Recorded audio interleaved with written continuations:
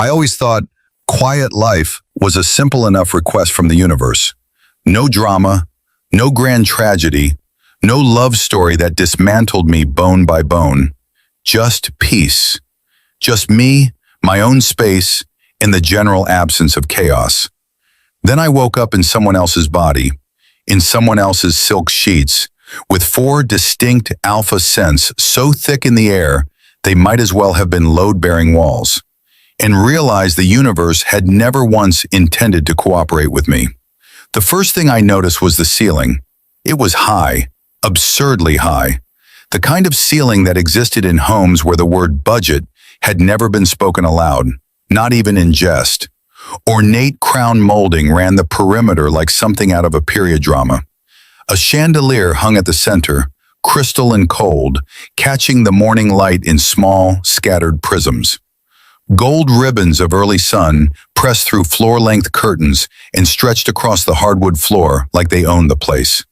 I stared at all of it for a solid 30 seconds without moving, running a quiet, very calm, completely rational mental checklist. This is not my apartment. These are not my sheets. This is not my ceiling. This is not my body. That last one was the one that really landed. I sat up slowly. The sheets whispered against skin that wasn't quite familiar yet, and the first thing that hit me, before my eyes had even fully adjusted, was scent. Not one, not 2, 4 distinct alpha scents layered so deeply into the fabric of this room that they'd become part of the architecture. Pine and cold air, clean and cutting, smoke curling through cedar, warm and old, rain on sun-warmed stone, the kind that made the back of your throat ache, and beneath those 3, something darker and spiced, medicinal almost, like a warning dressed up as an invitation. My body responded before my brain caught up, a flush climbing the back of my neck, a soft, treacherous warmth low in my chest. I pressed both hands flat against the mattress and thought, very firmly, absolutely not. My name was Eli Park, 26 years old, former grad student, died, or rather blacked out, in my own kitchen at 2 in the morning, mid-ramen, mid-existential crisis, and apparently woke up here, in the body of one Mason Harlow. The memories arrived in uneven waves, slow and disorienting. Mason's life bleeding into mine the way ink moves through water. Not all at once, not cleanly, but spreading in soft, irreversible edges. Enough to build a picture, enough to understand the situation I had landed myself in. Mason was an Omega, low-ranked, quiet, the kind of person rooms forgot the moment he stepped out of them. He had been assigned, and yes, assigned, because this version of Hartford, Connecticut operated on pack law that made my 21st century soul want to file a formal complaint. To the Voss pack as a secondary bonded Omega, a concubine, forgotten, quietly shelved, kept in this room like a box no one had gotten around to unpacking. I sat with that information for a moment. Then I thought, outstanding. I transmigrated into the most ignored Omega in an entire pack. The universe and I are going to have words. I swung my legs over the edge of the bed. My feet met cold hardwood. The room opened up around me as I stood, massive, impersonal, clean in the way that expensive neglect looked. A sitting area near the window with 2 chairs that had probably never been sat in. A wardrobe along one wall, dark wood and silent. A door to what I assumed was a bathroom larger than my old studio apartment. Everything arranged perfectly and touched by no one. That tracks, I thought, letting the edge of Mason's feelings brush against mine. Nobody decorates a room they don't plan to visit. I walked to the window. Outside, the Voss estate spread wide and quiet under a gray Connecticut morning. Rolling green lawns, old trees lining a long gravel drive, iron gates at the far end, with the Hartford skyline barely visible through the mist beyond them. Old money, the kind that came with lawyers, with secrets, and with a specific brand of politeness that was really just power wearing a pressed shirt. I pressed my fingers to the glass without thinking, and the world shifted. It started in my fingertips, a current, low and steady, moving up through my palms. Not painful, more like being handed a memory that didn't belong to me. Vivid, sudden, real. A boy standing at this same window, smaller than me, quieter, his breath fogging the cold glass as he watched a car move slowly down the gravel drive. His fingers pressed to the surface just like mine. Waiting. The words saturated every cell of the vision. He had been waiting so long it had become the shape of his whole life. The car hadn't stopped. Not for him. I pulled my hand back sharply. The vision collapsed. I stood very still, staring at my own palm like it had just told me something I wasn't ready to know. My pulse was unsteady. The echo of that boy's quiet, patient grief was still sitting in my chest like a stone. I touched the windowsill again, slowly this time. Nothing, just cold wood and silence. I exhaled. So that was new. Mason hadn't had that ability, I was certain. Whatever had come through with me when I crossed over, this wasn't borrowed from him, it was mine. Something that had made the trip tucked inside my soul. Psychometry. The word surfaced from the part of me that had read too many fantasy novels in my previous life. Touch an object, feel its history, see what it had witnessed and what it had held. I looked around the room, all those untouched surfaces, those silent objects, all that carefully kept distance, and thought, this entire room is a library I can read. Then I thought, that is either the most useful thing that has ever happened to me or the most terrifying. Probably both. A knock hit the door before I could decide, sharp, unhurried. The kind of knock that didn't request entry. It announced it. I didn't scramble, didn't straighten up or smooth down the borrowed pajamas, or perform any version of the anxious, appeasing energy that Mason's muscle memory was quietly suggesting I default to. I stood where I was by the window and waited. The door opened. The alpha who stepped through was tall, with a kind of build that suggested he had never once in his life questioned whether he belonged in a room. Dark hair, sharp jaw, eyes the color of a Hartford winter sky, pale gray, cool, and very deliberate. Like warmth was something he had made a conscious decision to keep behind glass. His scent reached me first, pine and cold air. The first one I had cataloged without a face to match it. He stopped when he saw me standing by the window. Something moved across his face. Fast, almost imperceptible. Not quite surprise, more like recalculation. Like he had walked in expecting one thing and found something else entirely occupying the space. "You're awake," he said, low voice, the kind that didn't need volume to fill a room. "Deeply observant," I replied. "You must be very good at your job." His eyes sharpened, just slightly, 1 degree of temperature drop, which I hadn't thought was possible given where he'd started. He studied me the way someone studied a room they thought they knew, finding a piece of furniture rearranged. Quietly, carefully, with that particular stillness that belonged to people who had learned a long time ago to read every possible threat before it moved. Then he said, "Breakfast is at 7, don't be late." He turned toward the door. "I don't know your name," I said. Not a plea, not a question dressed up soft, just a fact placed in his path. He paused in the doorway, his back to me. "Caden Voss," he said, "Pack Alpha." He left. The door clicked shut behind him with the quiet precision of someone who never slammed anything because he never needed to. I stood in the center of that silent, impersonal room and took a slow breath. He smelled like pine trees and every bad decision I had ever been warned about. And then, underneath my own wry assessment, something quieter. Something I hadn't produced myself. Mason's heart, still lodged somewhere in this chest, had flinched at Caden's name. Not in fear, in something older than that. Something that hurt in the specific way that only happens when you have spent a very long time loving someone who never once looked for you in a crowd. I pressed my hand flat against my sternum and stood very still. The alphas, the pack politics, the secrets sealed into the walls of this estate, none of that was the most dangerous thing I had walked into. It was this, the feelings Mason left behind, the ones I hadn't agreed to carry, but apparently already was. I gave myself exactly 45 seconds of feeling things. That was my limit. 45 seconds to stand in the middle of a stranger's life, in a stranger's chest, with a stranger's grief sitting where my lungs were supposed to be.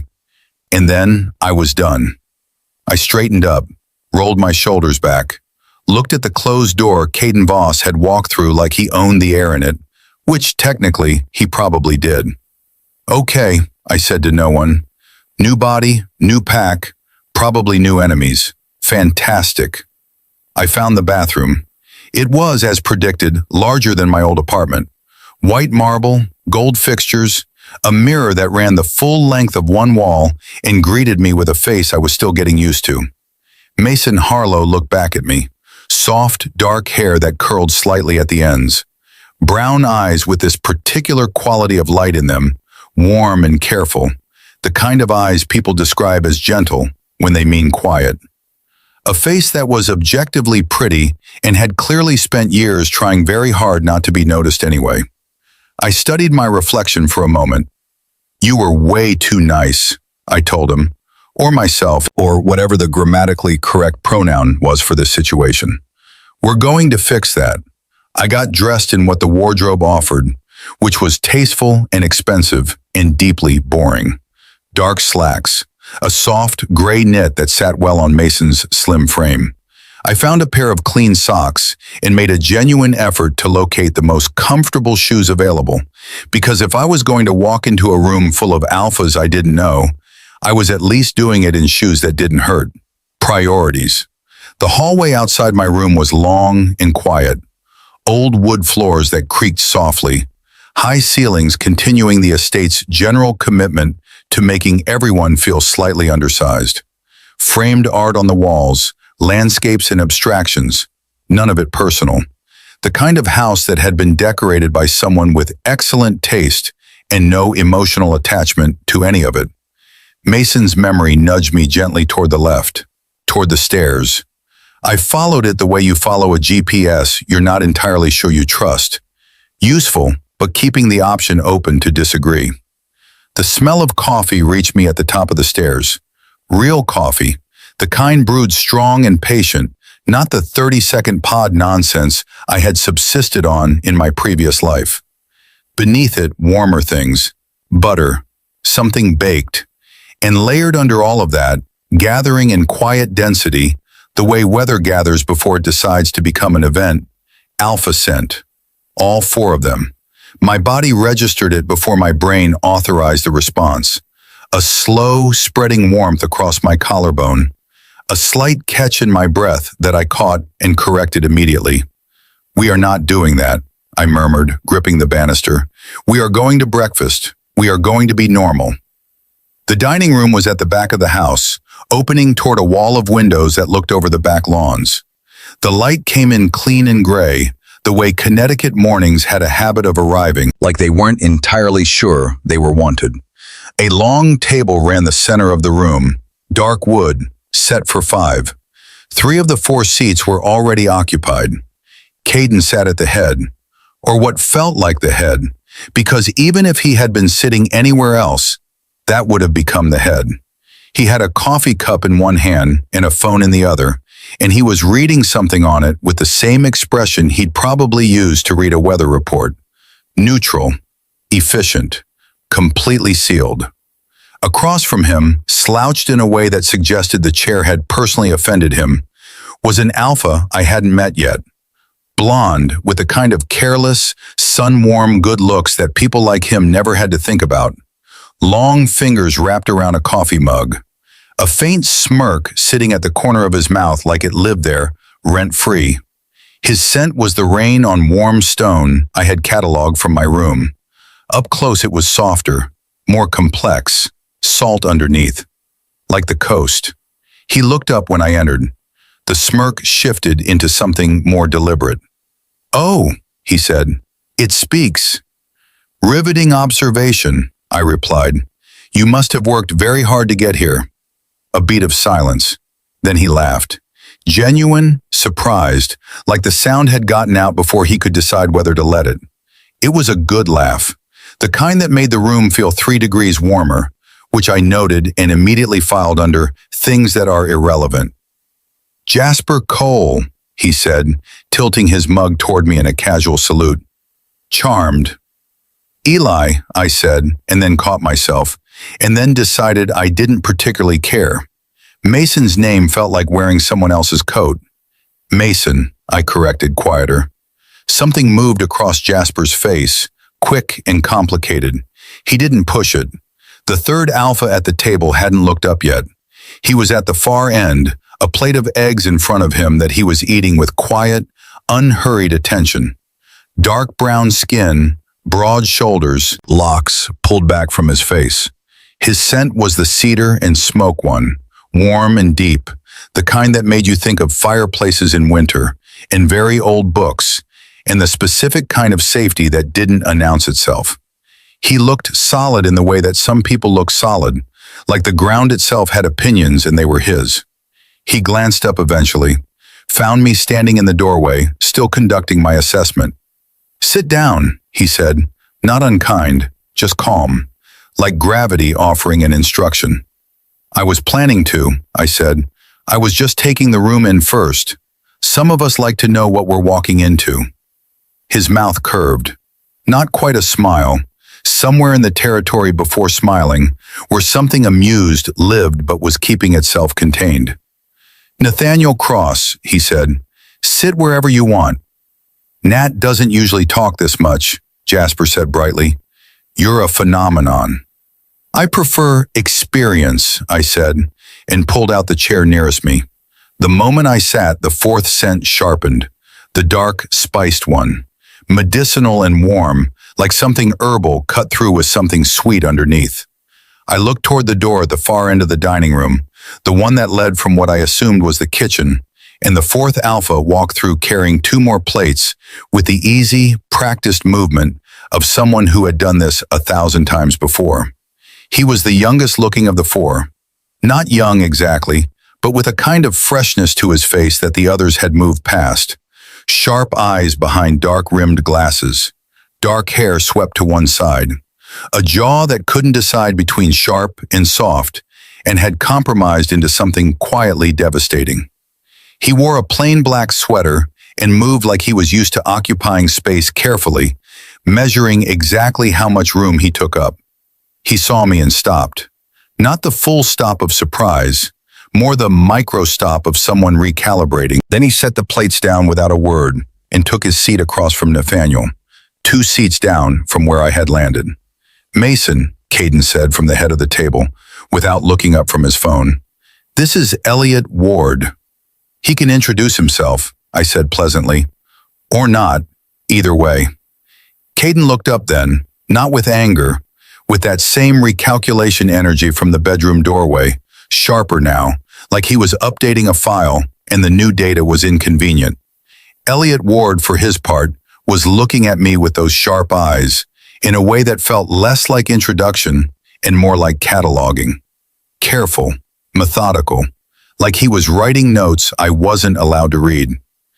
"You seem different," he said. His voice was measured, quiet, the kind of voice that chose its words before releasing them. "People change," I said. "Coffee?" Jasper made a sound that was almost a laugh and pushed the carafe toward me. I poured. My hand was steady. I was very proud of that. The table settled into the kind of silence that had shape to it, specific and loaded, the way silence gets when a room full of people all have the same unasked question and none of them are willing to ask it first. I could feel it from all 4 directions, 4 distinct gravitational pulls that my body, traitor that it apparently was, responded to in 4 completely different and entirely unwelcome ways. I focused on my coffee. It was excellent. That was something. Then my hand brushed the edge of my fork as I reached for it, just the tips of my fingers against old silver. and the world slid sideways. A flash, short and sudden. Hands around this fork, smaller, quieter. Mason's hands. The same table, the same chairs, but the seats half empty. The silence not loaded but hollow. Mason eating alone. 3 of the 4 chairs vacant. The sound of his own chewing too loud in the room. The weight of being the person that people forgot to include, pressing down on each swallowed bite. I set the fork down, breathed. The vision cleared. I was back in the present, in the full room, in the warm, complicated tangle of 4 alpha cents. Jasper was watching me with his head tilted slightly, the smirk softer now, something more attentive underneath it. "You okay?" he asked, casual enough that it could be nothing. "Perfect," I said. "Just remembered I don't like forks." "You've used forks your whole life," Elliot said, with the precision of a man who had noticed everything and filed it immediately. "New day," I said. "New fork opinions. Growth is beautiful." Nathaniel made a sound into his coffee that might have been a laugh, muffled and quiet, and I counted that as a personal victory. Caden set his phone face down on the table, which felt, based on very limited evidence, like the alpha equivalent of clearing his throat in a crowded room. "There's a PAC event Friday," he said. "You'll be present." Not a question. I picked up a piece of toast, bit into it, chewed thoughtfully. "Will there be food?" I asked. Jasper pressed his lips together very hard. "Yes," Caden said, with the patience of someone who had never in his life been asked that question and wasn't sure what to do with the fact that he was being asked it now. "Then I'll consider it," I said.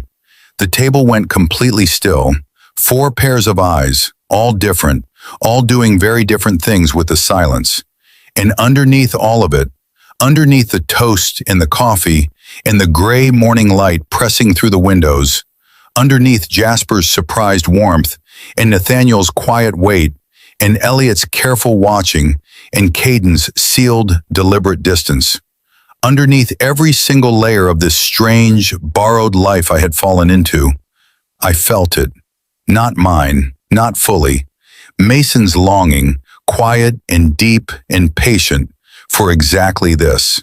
For a morning at this table that felt full instead of hollow. For 4 chairs occupied instead of vacant. For someone to notice him before he left a room. He had wanted this so badly, for so long, and he had never once had it. I swallowed the toast past the ache in my throat. Then I reached across the table, picked up the carafe, and refilled Jasper's mug without being asked, because his was almost empty, and I had noticed, and I was apparently incapable of just sitting still in someone else's quiet grief without doing something about it. Jasper looked at his mug, then at me. Something shifted in his face, gentle, unguarded, gone before he locked it back down. "Thanks," he said, soft. "Don't mention it," I said. Caden was still watching me. From the head of the table, with those winter gray eyes, doing that quiet, patient, reading the room thing he seemed constitutionally incapable of turning off. I met his gaze over my coffee cup, held it, did not look away first. His jaw moved slightly, just the faintest tightening, a tell, small and human, from a man who had very few tells. I filed that away. Then I looked back at my plate, picked up the fork I had declared opinions about, and ate my breakfast like a completely reasonable person who had absolutely not just woken up in someone else's life, and was absolutely not already learning the pressure points of 4 powerful alphas she had met 40 minutes ago. He, I corrected internally, him, his, Mason's body, my soul. Still sorting out the grammar of this whole situation. But the coffee was excellent, and for the first time since waking up in this borrowed life, one thing felt quietly, undeniably true. The forgotten concubine had never once been looked at like this, and I was not Mason Harlow. Don't forget to like, subscribe, and also check our store for more varieties. We've got something special waiting for you. which meant that every single one of these four men had absolutely no idea what they had sitting at their table. I planned to keep it that way, at least until I figured out what I was doing here. What the universe, in its infinite and deeply questionable wisdom, had actually intended by dropping me into Mason Harlow's quiet, overlooked life. There had to be a reason. Transmigration didn't just happen because the cosmos got bored on a Tuesday. There was a purpose somewhere underneath all the pine and cedar and rain-on-stone scent that was currently making my secondary gender extremely enthusiastic about things I had no intention of acting on. Purpose, focus, survival. Those were my three priorities. Falling for any of these men was so far down the list, it wasn't even on the list. It was on a completely separate document that I had mentally deleted. Breakfast ended the way things end in houses like this one, quietly and without ceremony. Each person peeling away from the table with the efficiency of people who had long since stopped expecting shared mornings to mean anything. Nathaniel left first, with a single nod in my direction that felt warmer than it looked. Elliot stacked his dishes with precise, unhurried care and disappeared back through the kitchen door without a word. Jasper lingered, spinning his empty mug between his palms, watching me the way a cat watches something it hasn't decided is interesting yet, but suspects might be. "So," he said. "No," I said. He blinked. "I haven't asked anything." "You were about to ask something personal and poorly timed," I said. "The face you're making is very readable." He looked at his mug, then back at me. The smirk was doing something more complicated now, something that had curiosity threaded through it. "What face am I making?" "The face of a man who thinks charm is a skeleton key." I stood, carried my plate to the edge of the table. "It isn't, but points for commitment." Jasper opened his mouth, closed it, tilted his head with the expression of someone who had just been handed a puzzle they hadn't been warned about. Before he could reassemble whatever he had been about to say, Caden appeared in the doorway. He had his jacket on now, keys in hand, the full armor of a man who was about to be somewhere that wasn't here. He looked at Jasper, then at me. "I need the East Wing reviewed before Friday," he said. To Jasper, technically, but his eyes stayed on me a beat too long. "Make sure the guest arrangements are confirmed." "Sure," Jasper said easily, still watching me. "Mason can help." "He doesn't need to," Caden said. "I don't mind," I said at exactly the same moment. Another one of those silences. Caden's jaw did the thing again, that faint, controlled tightening. His winter gray eyes moved between me and Jasper with the energy of someone doing math they didn't like the answer to. "Fine," he said, crisp, final. The kind of fine that was not even slightly fine. He left. The front door opened and closed with the same quiet precision as everything else Caden Voss did, which was starting to feel like a personality trait I was paying way too much attention to. Jasper turned back to me with the look of a man whose morning had improved considerably. "East Wing," he said. "Lead the way," I said. The east wing of the Voss estate was connected to the main house by a long gallery corridor, all windows on one side, pale Connecticut sky pressing through the glass in long, flat sheets of light. The walls held more of the impersonal art, more landscapes, more careful distance dressed up as taste. I walked with my hands at my sides, not touching the walls, not touching the display tables with their careful arrangements of objects. I had learned in the past hour that touching things in this house was a commitment to receiving information I might not be ready for. The fork vision had been brief. I didn't know how deep it could go if I touched something with more history in it. Jasper walked beside me, close enough that his scent drifted over regularly, rain and coast and something warm underneath. He had a loose, easy stride, the kind that belonged to people who had never once worried about taking up space, and he kept glancing at me sideways with that tilted head attention. "You're not what I expected," he said. "What did you expect?" He was quiet for a moment, which, based on the 20 minutes I had known him, felt significant. Someone quieter, he said. Mason was always quiet, I finished. Yeah. I looked ahead down the corridor. The light shifted as a cloud moved over the sun outside, the gallery dimming slightly, all those landscapes going a shade cooler. People change, I said, same as I had at breakfast, but softer this time because the shape of Mason's quiet had just pressed against me again, the way a bruise announces itself when you forget it's there. Jasper nodded slowly, not convinced exactly, more like deciding to allow the answer while reserving the right to return to the question. We reached the East Wing. It was a series of large, connected rooms, more guest than residential, the furniture covered in protective cloth, the air carrying that specific weight of closed spaces. Jasper moved through it with easy familiarity, pulling up a list on his phone, checking rooms against whatever event brief Caden had issued. I followed, useful and present and carefully not touching anything. That lasted approximately 4 minutes. The sitting room at the far end had a writing desk near the window, old mahogany, with a small silver letter opener laid across the top. I walked past it. My fingers grazed the edge of the desk, not even the opener, just the wood at the corner, and the world tilted. Quick, sharp, like being pulled briefly underwater. 2 people. This room, warmer, lit. A conversation I couldn't hear but could feel the temperature of. One of the alphas, the shape familiar but the details blurred, standing very close to someone small and still. Mason. Mason's hands clasped in front of him, his head slightly down, something being said to him that landed in his chest and stayed there. Not cruel, exactly. Clinical. The kind of thing that sounds reasonable while it removes a piece of you. I pulled my hand back, breathed. Jasper was looking at me from across the room. He had gone still in the way people go still when they notice something, but haven't decided what to do about it. You keep doing that, he said. Doing what?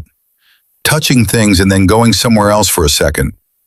I kept my expression easy, thinking, some of us do it with our hands. He studied me, those easy, coast salt eyes doing something more careful than casual. Eli, he said. I looked at him. Mason. You said Eli at breakfast. Slip of the tongue. He crossed the room, not fast, not crowding, just closing distance in that loose, unhurried way of his, until he was close enough that the warmth of his scent became genuinely difficult to categorize as unpleasant. Who are you? He asked. Not aggressive, genuinely quietly curious, like the question had been sitting in him since breakfast, and he was tired of carrying it. I met his eyes. Mason Harlow, concubine to the Voss pack, currently being asked deeply personal questions by a man who was supposed to be checking room arrangements. The corner of Jasper's mouth lifted, that half smile. I can multitask. Lucky you. You didn't flinch when Caden walked in this morning, he said. Mason always flinched. The observation landed quietly, not an accusation, something more complicated.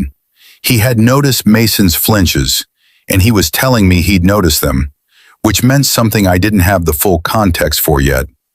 Maybe he was done flinching, I said. Jasper held my gaze for a moment. Something moved through his face, real and unguarded, there and then carefully tucked away. Good, he said, very quietly. He turned back to his phone, back to the room list, the easy, coastal warmth of his scent, still sitting in the air between us, like something that hadn't finished saying what it wanted to say. I looked away first, down at my hands, steady at my sides. I was doing well. I was completely in control of myself and this situation, and my secondary gender's extremely vocal opinions about being in an enclosed space with 4 alpha scents and no reasonable exit plan. Then Elliot Ward appeared in the doorway. He had a tablet in one hand and an expression that suggested he had been looking for us and had found us and was processing several things about that fact simultaneously.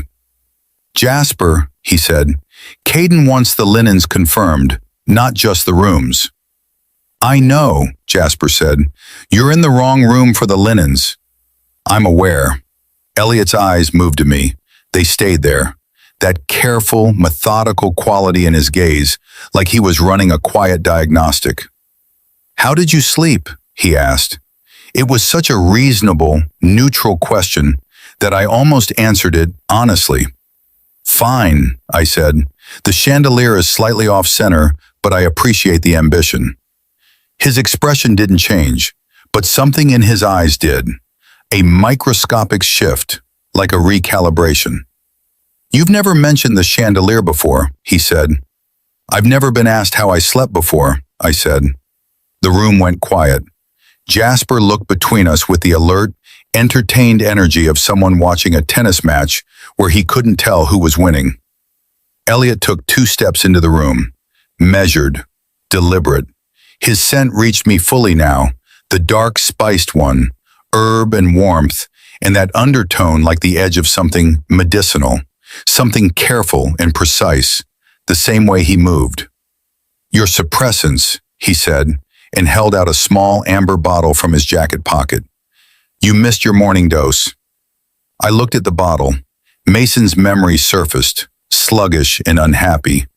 Suppressants, to keep his scent low, to keep his secondary nature from registering to the alphas as anything that required attention or response, because an Omega who smelled too strongly was an inconvenience. Because Mason had spent his whole time in this pack, carefully managing the amount of space he took up, right down to the scent he put into the air. I looked at the bottle. Then I looked at Elliot. I'll think about it, I said. The silence that followed had texture. Elliot's careful face did something very controlled. They're not optional. Pack protocol requires Omega scent regulation during non-designated periods. Pack protocol, I repeated. Yes. Interesting. I tilted my head. Is there a packet I can review? I'd love to read the full policy, really understand the reasoning before I commit to a daily medication habit. Jasper made a sound that he converted very quickly into a cough. Elliot stared at me. His jaw was set. Not angry exactly. More like a man watching a variable behave in a way his model had not predicted, and trying very hard not to let that be visible. He set the bottle on the desk beside me, not pushing it, not insisting, just placing it in my space and letting it sit there like a decision. The event Friday involves outside pack members, he said. The protocol exists to prevent complications. What kind of complications? I asked pleasantly. A pause. The kind, he said carefully, that happen when an unmated Omega presents full scent in a room of unmated alphas. Ah, I said, so the policy is essentially about managing other people's self-control by restricting mine. Another very loaded silence. That's not what I said, Elliot said. No, I agreed, but it's what you meant. He held my gaze, for a longer beat than was comfortable or casual. His eyes behind those dark-rimmed glasses were sharp and still, and doing several things at once that I couldn't fully read. Then he turned and walked back toward the door with the same measured quiet he'd arrived with. At the threshold he stopped, his back to the room, his voice even. You're different today, he said. Not an accusation, not a question. People keep saying that, I said. Usually when people keep saying the same thing, he said, it's because it's true. He left. I stood in the East Wing sitting room with the amber suppressant bottle on the desk beside me, and Jasper Cole leaning against the opposite wall, watching me with his arms loosely crossed and his coast warm scent doing absolutely nothing to help my concentration. You know, Jasper said, in 3 years I have never once seen anyone talk to Elliot like that. Like what? Like he doesn't automatically win. I picked up the suppressant bottle, turned it over in my hand once, didn't open it, set it in my pocket. He doesn't automatically win, I said. Nobody does. Jasper looked at me for a long moment. That smirk was gone entirely now. What sat in its place was quieter, more honest, the kind of expression that lived under the performance when someone forgot to keep it up. No, he said soft. I guess not. We stood there in the dim east wing light, the covered furniture around us like sleeping shapes, the gray sky pressing through the windows, his scent still filling the space between us in a way that my chest had thoroughly noted, and my brain was exhaustedly pretending not to. I was not interested. I was not falling. I was a transmigrated soul with a superpower I barely understood, wearing a borrowed body, surrounded by 4 alphas who had spent years forgetting the person I was now pretending to be. I had a plan: quiet life, minimal chaos, figure out why I was here, go home. That was the plan. Jasper tilted his head, that salt coast warmth shifting closer by half a step without his feet actually moving, and smiled at me. Not the charming one, the real one. Small and uncertain and completely undefended. The plan was fine. The plan was good. The plan was absolutely not accounting for that smile. So I stopped looking at it. I turned back to the room, made a show of surveying the covered furniture with the focused energy of someone who had absolutely been thinking about room arrangements this whole time, and definitely not about the way a real smile looked different from a performed one. Right, I said. Linens. Jasper blinked. What? Elliot said you needed to confirm the linens. That's why we're here. The linens. I gestured at the general vicinity of the room. Where are they? A beat. Then Jasper laughed again, that surprised, genuine sound, and pushed off the wall. Storage room, back of the corridor. Then let's go find them. I walked out first, quickly, with purpose. The kind of purpose that had nothing to do with needing physical distance from a man's unguarded smile, and everything to do with being a productive member of a household I had been involuntarily assigned to. The storage room was narrow and cool, shelves running floor to ceiling on both sides, linens stacked in precise, labeled rows. Whoever was responsible for the organization of this space had strong feelings about it, and I respected that entirely. I found the guest sets immediately, pulled the inventory list that Jasper read off his phone, and started cross-referencing. This was fine. This was normal. Counting sheets was extremely grounding. Jasper leaned in the doorway, phone in hand, reading off items. I pulled and checked and confirmed. We had a system. The system was professional and uncomplicated and involved 0 emotional variables. It lasted 9 minutes. Then the lights went out. Not a gradual fade, a full, immediate cut to dark. The kind that happens when a circuit trips or the universe decides the morning hasn't been eventful enough. I stood in the pitch-black storage room holding a stack of pillowcases. Jasper. Yeah. His voice came from the doorway, closer than I expected, which told me he'd moved when the lights dropped. Power outage. Happens when the East Wing systems haven't been run in a while. There's a breaker panel, but it's at the other end of the corridor. Okay, I said, very calmly, and neither of us has a flashlight. My phone's at 4%. Of course it is. A pause. You're not panicking, he said. I'm storing the panic for later, I said. I have a system. He made that almost laugh sound. I heard him shift in the doorway, his scent moving closer by degrees. That rain and coast and warm underneath quality of it, filling the small dark space with something that was aggressively inconvenient given the circumstances. I can navigate by scent, he said. Alphas can in low light. If you stay close, I can get us to the panel. I considered the phrase, stay close, and what it would mean in practice. Define close, I said. Hand on my shoulder, or I can take your hand. Either works. Shoulder, I said immediately. He moved fully into the storage room. I could track him by scent, the shift and warmth of it, close enough now that I could feel the body heat of him without touching. He turned, presenting his back to me, and I reached out, found the solid line of his shoulder, and placed my hand there with the clinical precision of a person doing a completely practical thing for entirely non-emotional reasons. We moved. Jasper navigated the dark corridor with the easy confidence of someone whose senses were built for exactly this, and I followed, my hand on his shoulder, close enough that I could hear his footsteps and the soft, steady rhythm of his breathing. The corridor was long and cool and very quiet. Our footsteps were the only sounds. My hand registered the warmth of him through his shirt. Solid, present, the faint tension of muscle underneath, the way he checked each step without making it obvious. I tracked his scent like it was a sound, that salt and rain warmth, and noted with deep personal resignation that it was getting more difficult to categorize as unhelpful. "Third door on the left," he said low. "Breaker panels inside." "You know this place well," I said, keeping my voice even. "Grew up in it," he said. Something in his tone shifted when he said it. Not much, a slight flattening, like a curtain being drawn. I filed it and didn't push. We found the door. He got it open by feel. The panel was on the inside wall, and his phone's dying 4% was just enough light to locate the trip breaker and flip it back. The corridor lights came on. We were standing closer than the dark had made obvious.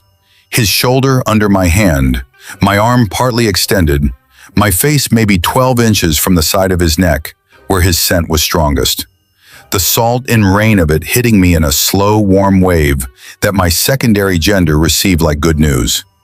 I removed my hand from his shoulder with the calm, unhurried energy of a person who had not just spent 2 minutes navigating a dark corridor by the scent of an alpha's neck. "Breaker fixed," I said. "Yep," he said. Neither of us moved for a second too long. Then Jasper turned and looked at me, and his expression was doing the unguarded thing again, but different from the smile. More careful, like he was standing at the edge of something and checking the depth.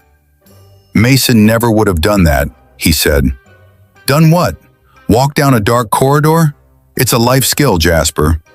"Laughed," he said, "in the dark. You made a joke about your panic system. Mason never laughed in this house." The words landed quietly, the way true things land when they don't need to announce themselves. I thought about the vision from breakfast, the fork, Mason eating alone, 3 chairs empty, the weight of being forgotten pressing down on every swallowed bite. A person who had learned to make himself so small that he had apparently forgotten how to make sound.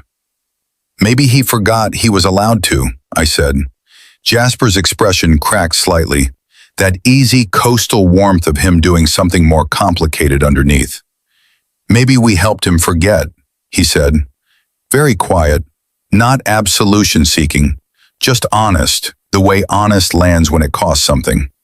I looked at him, at the realness of it, the way guilt sat on Jasper Cole under all that easy charm, patient and private, and apparently heavy enough that it surfaced in dark corridors. "Are you apologizing to me?" I asked. "I'm thinking about it," he said. "Let me know when you decide," I said, and walked back toward the storage room.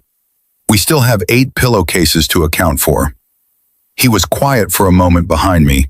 Then I heard him follow, his footsteps easy and familiar, and when he appeared at the storage room door again, the smirk was back. Softer than the original, like the one underneath had rearranged everything slightly before putting the performance back up. We finished the inventory. By the time we were done, Jasper's phone had fully died. The gray morning had progressed into a gray midday, and I had successfully avoided touching any additional objects with strong emotional histories. I counted these as wins. We were heading back through the gallery corridor toward the main house when Nathaniel appeared at the far end of it, moving toward us with that steady, unhurried walk of his. He had changed from breakfast into darker clothes, something practical, the sleeves of his shirt pushed to the elbows. His scent reached me first, cedar and smoke, and that deep background warmth, and my chest registered it in the same traitorous, unbidden way it registered all 4 of them now. He looked at Jasper, then at me, then at the fact of us side by side in the corridor, with Jasper's phone dead and inventory notes handwritten on a scrap of paper I was holding. "Power went out," Jasper said. "I know," Nathaniel said. "I reset the main panel from the utility room." He looked at me. "You weren't in your room." "I was helping with the east wing," I said. I know that now, he said, with the unhurried tone of a man who had apparently looked for me in my room first, and was now choosing not to make a thing of that. I chose not to make a thing of it either. We walked back together, the three of us, through the gallery corridor. Nathaniel moved to my other side without comment, filling the space with cedar and warmth, and I was now walking between two alphas in a quietly lit hallway like a person who had all of this completely under control. I did not have this under control. The event Friday, Nathaniel said after a moment. Caden mentioned you'd be present. Apparently, I said, there will be outside alphas. His voice was even, not warning exactly, more like handing me a piece of information and trusting me to know what to do with it. Elliot already briefed me, I said. He left a very polite suppressant bottle in my pocket. Nathaniel glanced at me, brief, assessing. And I have opinions about it that I'm still organizing. He nodded slowly, like that was a perfectly acceptable answer. Like someone having organized opinions about their own body chemistry was not a radical concept. Jasper thinks you're different, he said. Jasper says a lot of things, I said. He does, Nathaniel agreed, but he's not usually wrong about people. Jasper made a satisfied sound from my left. We reached the main house. The warmth of the interior wrapped around us, the smell of the morning's coffee still faintly present, the high ceilings and impersonal art and heavy, old money quiet of the place settling around us like a coat. Nathaniel stopped at the junction where the gallery met the main hallway. He turned to me, fully, in that way he had where his attention felt like something physical, solid and undivided. If you want to see more of the house, he said, I'll show you. Not an offer dressed as a command, actually an offer, the kind with space around it for an answer. I looked at him, at the deep, steady quality of him, the cedar warmth, the locks pulled back from a face that was careful and present and doing nothing to perform itself. Why? I asked. Because you've been here for years, he said, and I don't think you actually know it. Another one of those true things landing without announcing itself. Mason's memory pressed against me softly. Corridors he'd walked quietly, rooms he'd sat in alone, an entire estate he had occupied like a guest who knew better than to touch anything. Okay, I said. Nathaniel nodded, started walking. I followed. Jasper fell into step behind us for approximately 4 seconds before Nathaniel looked back at him. Linens, Nathaniel said. I already did the linens. Caden wants them confirmed with housekeeping, in person. Jasper's expression moved through several stages. That's extremely inconvenient for me specifically right now. Yes, Nathaniel agreed pleasantly. It is. Jasper pointed at me. This conversation is not over. It was never really a conversation, I said. It was an inventory check. He laughed again. That same real, unguarded sound.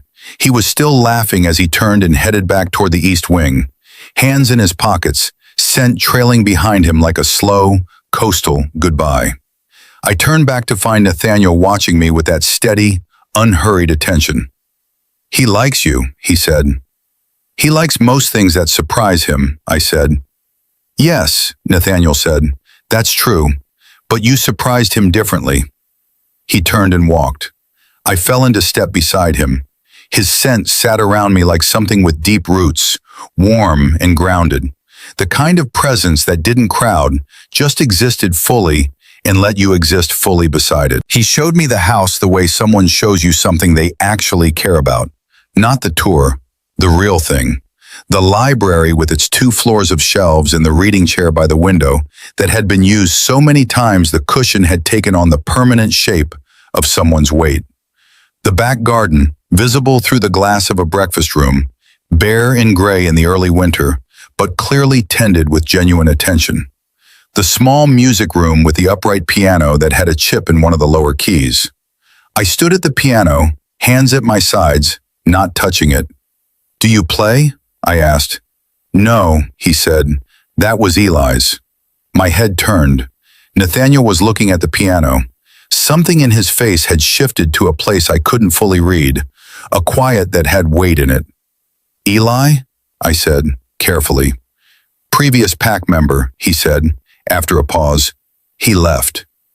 He said it like people say things that have more inside them than the words show.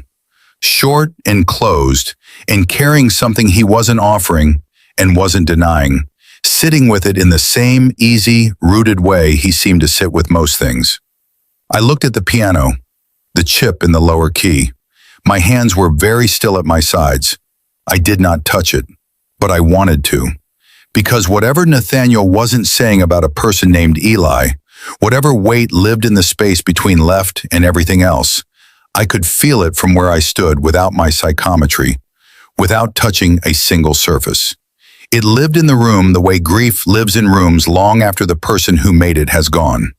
And underneath that, quieter and stranger, and completely unasked for, a thought surfaced. Eli.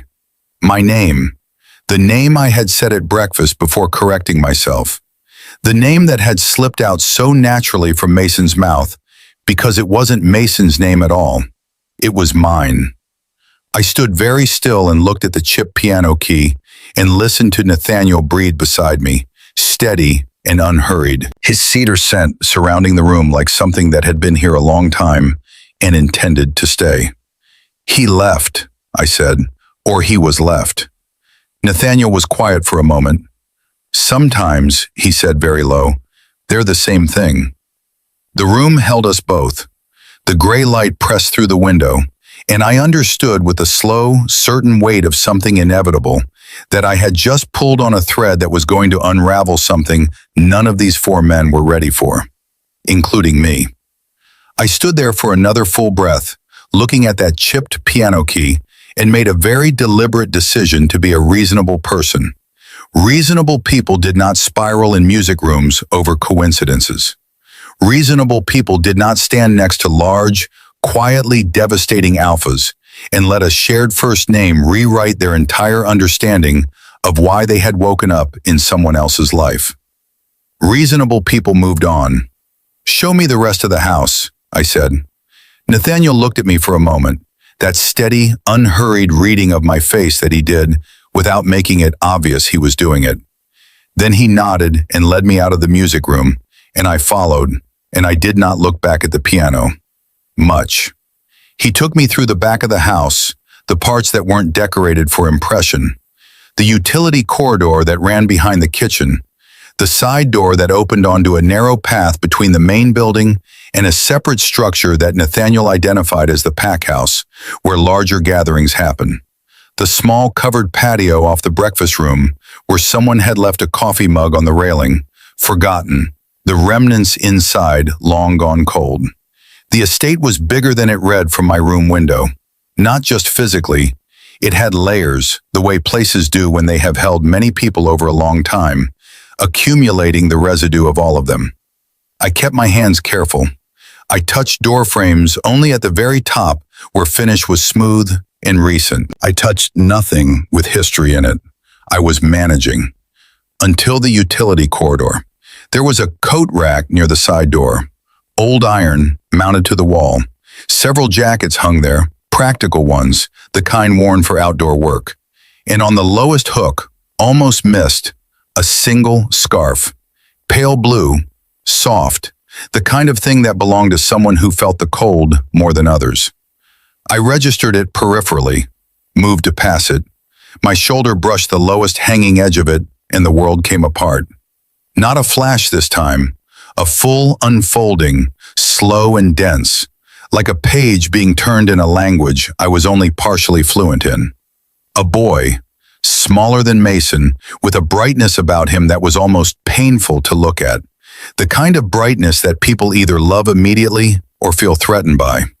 Standing in this corridor in that pale blue scarf, laughing at something, his hands gesturing, his whole face completely open, unguarded, the kind of person who hadn't yet learned to keep the good things in.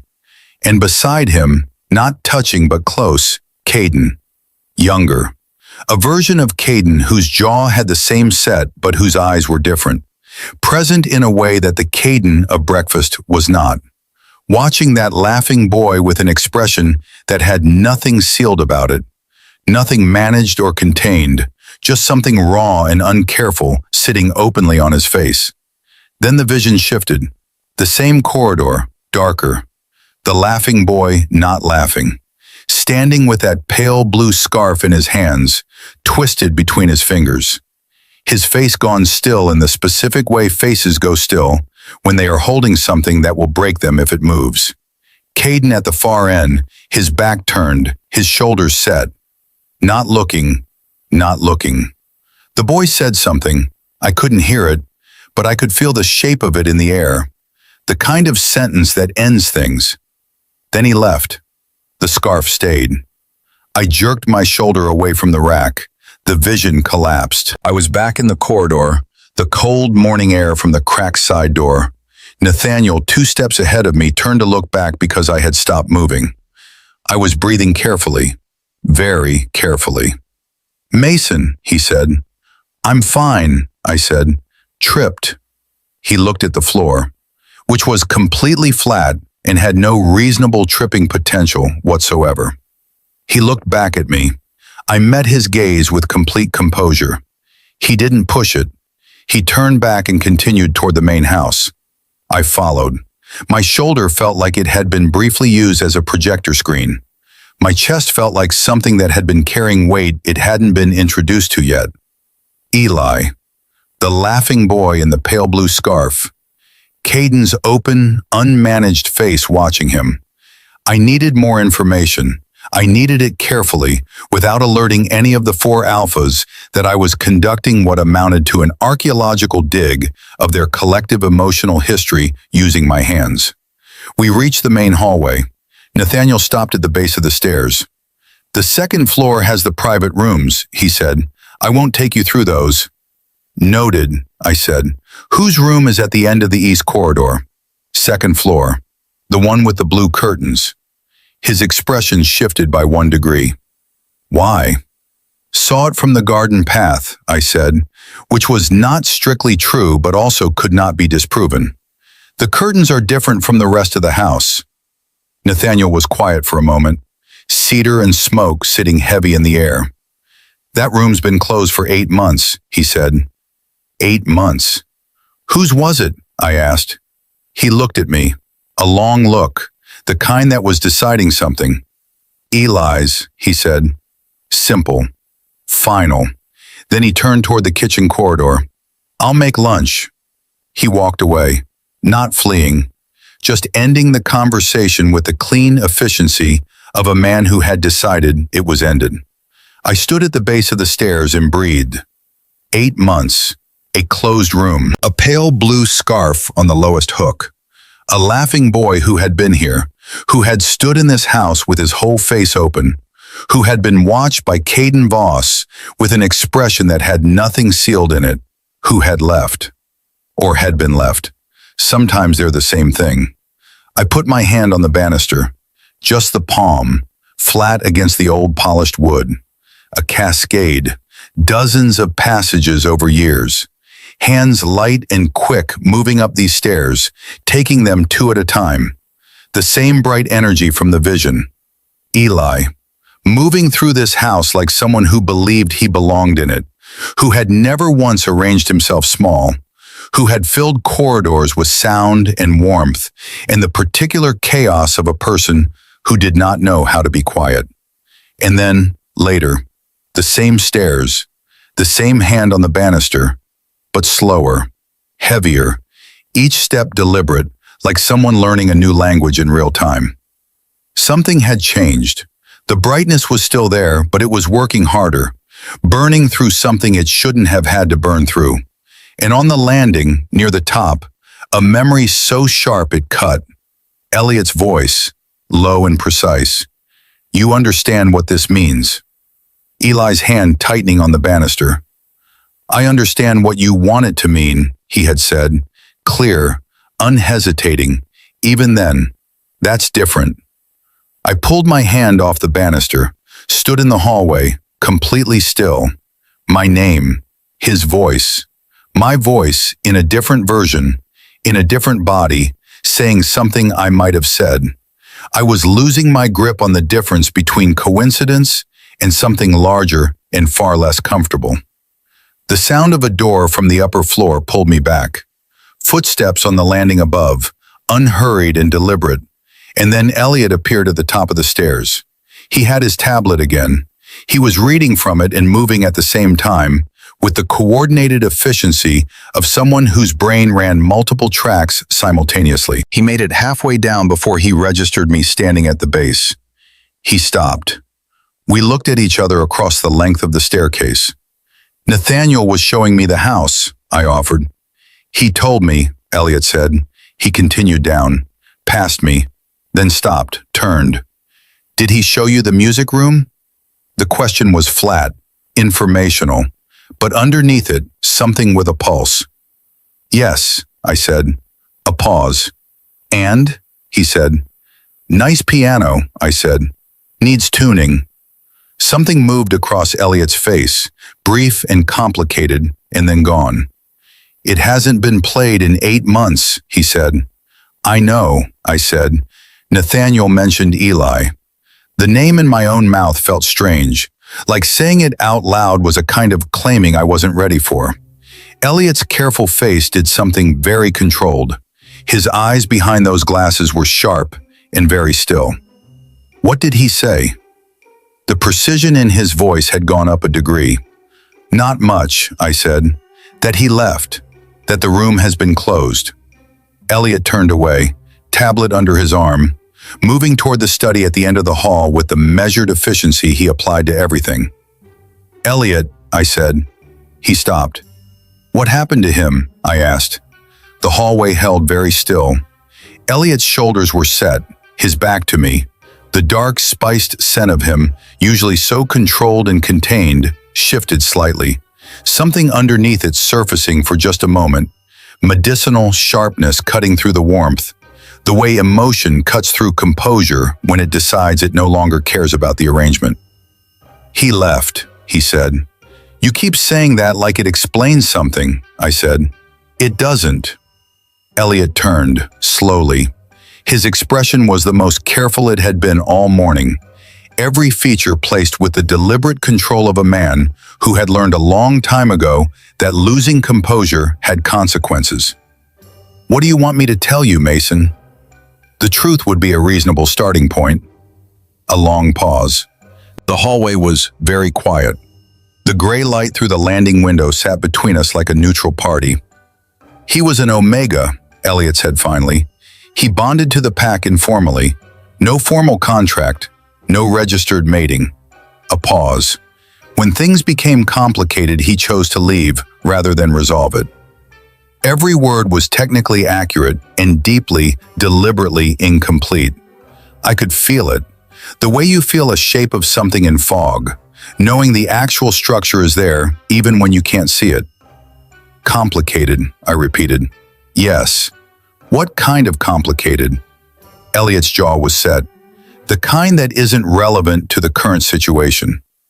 It's relevant to me, I said, since I'm apparently sleeping in the room directly below his, and walking through a house full of his things, and being told to take suppressants before a Friday event that nobody has actually explained to me, and being watched by 4 alphas who keep telling me I'm different, like it's an accusation. Elliot stared at me. I stared back. You're not different, he said slowly. You're unrecognizable. Growth, I said. That's not what this is, he said. Then what is it? I said, keeping my voice even, pleasant, and completely unintimidated. He looked at me for a long moment, the longest he had held my gaze directly since breakfast. Behind those careful, precise eyes, several things were happening that his face was working very hard not to display. I don't know yet, he said, very quietly. But I will. He turned and walked toward the study. The door opened, closed, and he was gone. I stood in the hallway. Well, I thought, that's a man who is going to figure out I'm not Mason Harlow roughly 48 hours before I'd like him to. I needed information. Real information. The kind that didn't come in careful, incomplete portions from alphas who were managing their own guilt and grief and whatever 8 months of a closed room meant to each of them. I needed to find that room. I started up the stairs. I want to be very clear that I was not being reckless. I was being strategic. There is a significant difference, and I was fully committed to recognizing it. The second floor was quieter than the first. The light was different up here, warmer, the afternoon muted through hall windows on the west side. The rooms were private in the way rooms get when they hold actual lives instead of guest arrangements. I could feel the difference in the air. The east corridor, blue curtains at the far end. I walked toward them with the steady, purposeful step of someone who absolutely had a reason to be here, which I was still finalizing. The door was closed, no lock, just a handle. I put my hand around the handle, just the handle, cool metal, and the vision arrived before I even turned it. Voices, two, overlapping, one of them bright and clipped and familiar in a way that hurt. Eli's voice, and another one, low and deliberate and winter gray and unmistakable. Caden. "You knew," Eli said, not asking. "I knew," Caden said. A silence that had the specific, dense quality of two people standing at the edge of something that cannot be unsaid. "And you still let them," Eli said. "I thought—" "No," Eli said, clean and final. "You didn't think. That's the entire problem, Caden. You didn't think about me once." The silence after that was the kind that falls when a true thing hits a wall and slides down it. Then Eli's voice, quieter, stripped of the sharp edge, just the truth underneath. "I love this pack," he said. "I loved all four of you, and not one of you loved me back in a way that counted when it needed to." I let go of the handle, stepped back. My hand was shaking, just slightly. I pressed it flat against my thigh and stood in the corridor and breathed through the echo of it. Eli had loved them, all four, and they had failed him. In some specific, significant way that 8 months later still lived in a closed room in a pale blue scarf, and Nathaniel's voice saying "left," like it was a wound he'd learned to pronounce without bleeding. I thought about Mason, quiet, patient, overlooked Mason, placed in this house as a secondary bonded concubine, invisible and shelved. Arriving 8 months after Eli left, a replacement that no one had wanted or acknowledged. And I thought about me, Eli Park, 26, transmigrated, dropped into the body of the Omega who came after the one they had lost. The universe was not subtle. I pressed my back against the corridor wall, looked at the closed blue curtain door, and had a very quiet, very private conversation with myself about the fact that I was, in all likelihood, here for a reason that had everything to do with what had happened in that room, and nothing at all to do with my original request for a quiet life. My name was Eli. His name had been Eli. And somewhere between a kitchen floor in my old life and this carpeted Connecticut hallway, the universe had decided that was not a coincidence. Downstairs from the kitchen, the smell of something warm and real drifted up.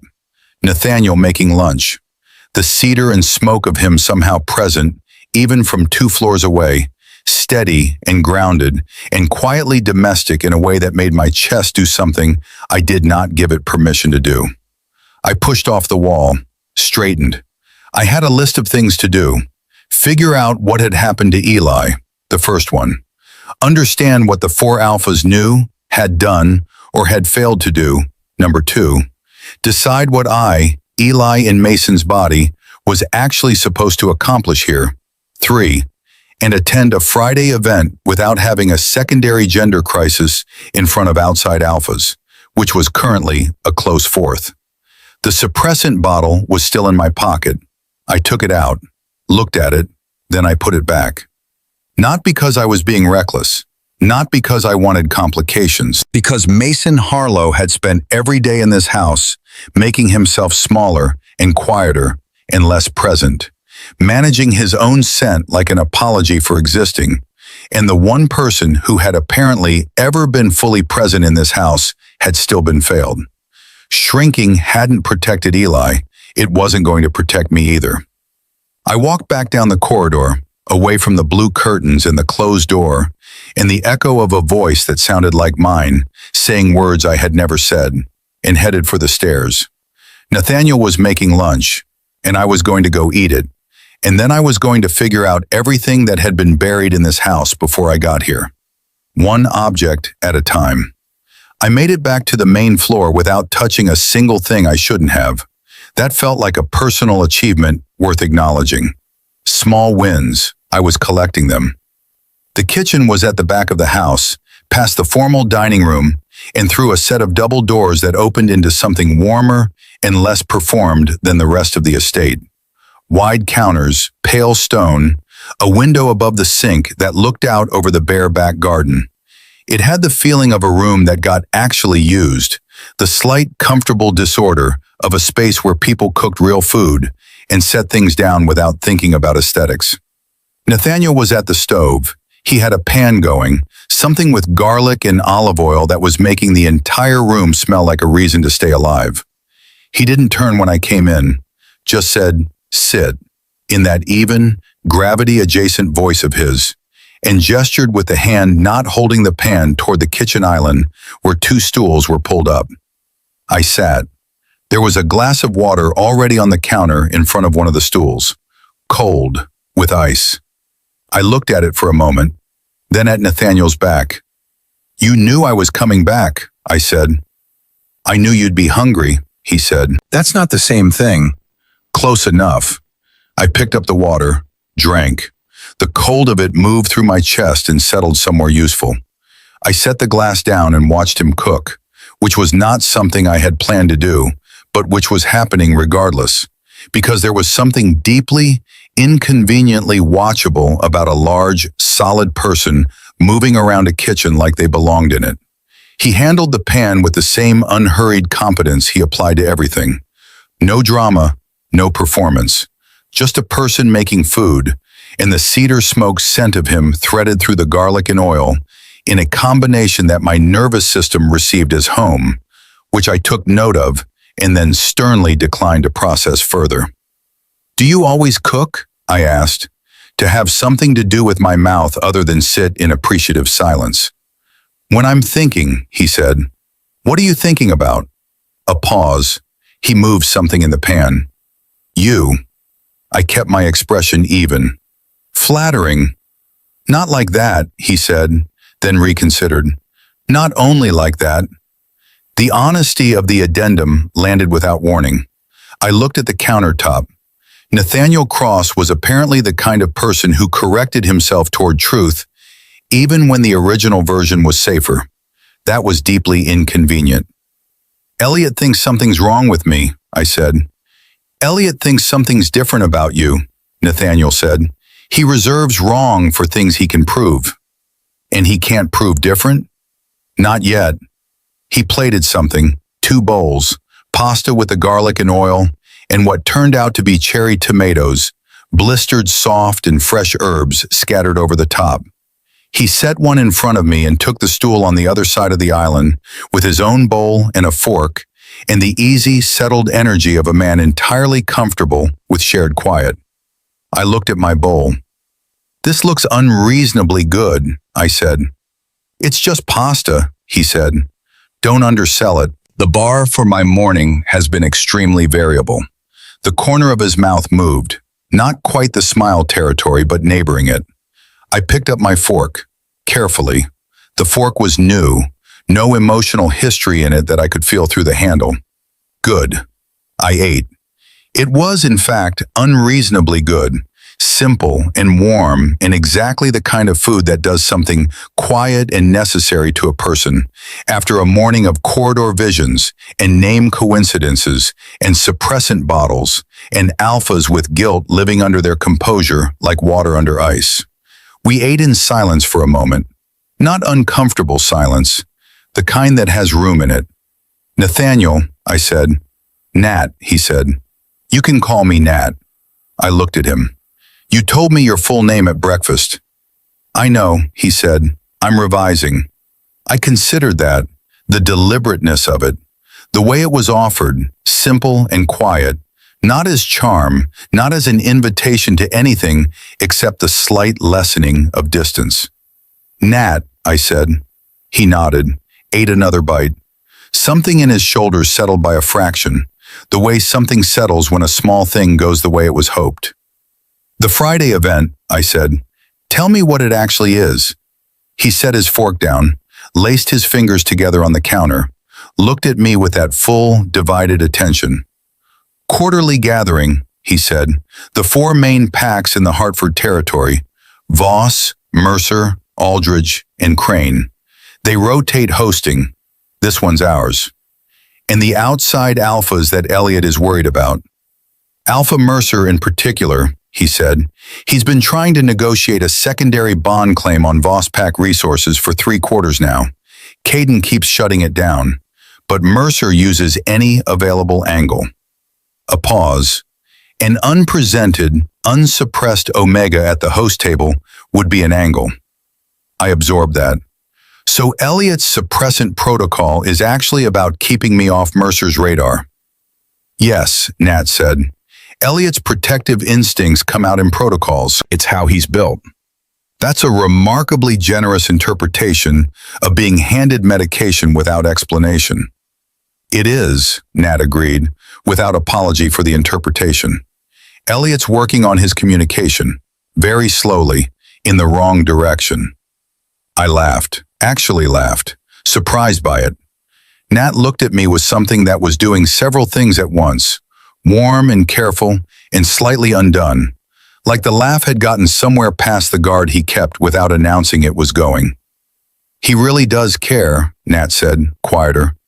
"All of them do. They just have unfortunate ways of showing it." The warmth of the kitchen sat between us, the food in my bowl, half finished, his hands still loosely laced on the counter, the cedar scent of him completely and utterly not helping me think straight. "What about you?" I asked. "What's your unfortunate way?" He looked at me for a long moment. "I go quiet," he said. "When things matter, I get quiet instead of saying it." The honesty of it was so clean it almost hurt. No packaging, no performance, just a man telling me a true thing about himself, the way you tell someone a true thing when you've decided they deserve the unedited version. I held his gaze. "You're not quiet right now." "No," he said, "I'm not." Something passed between us in the kitchen light.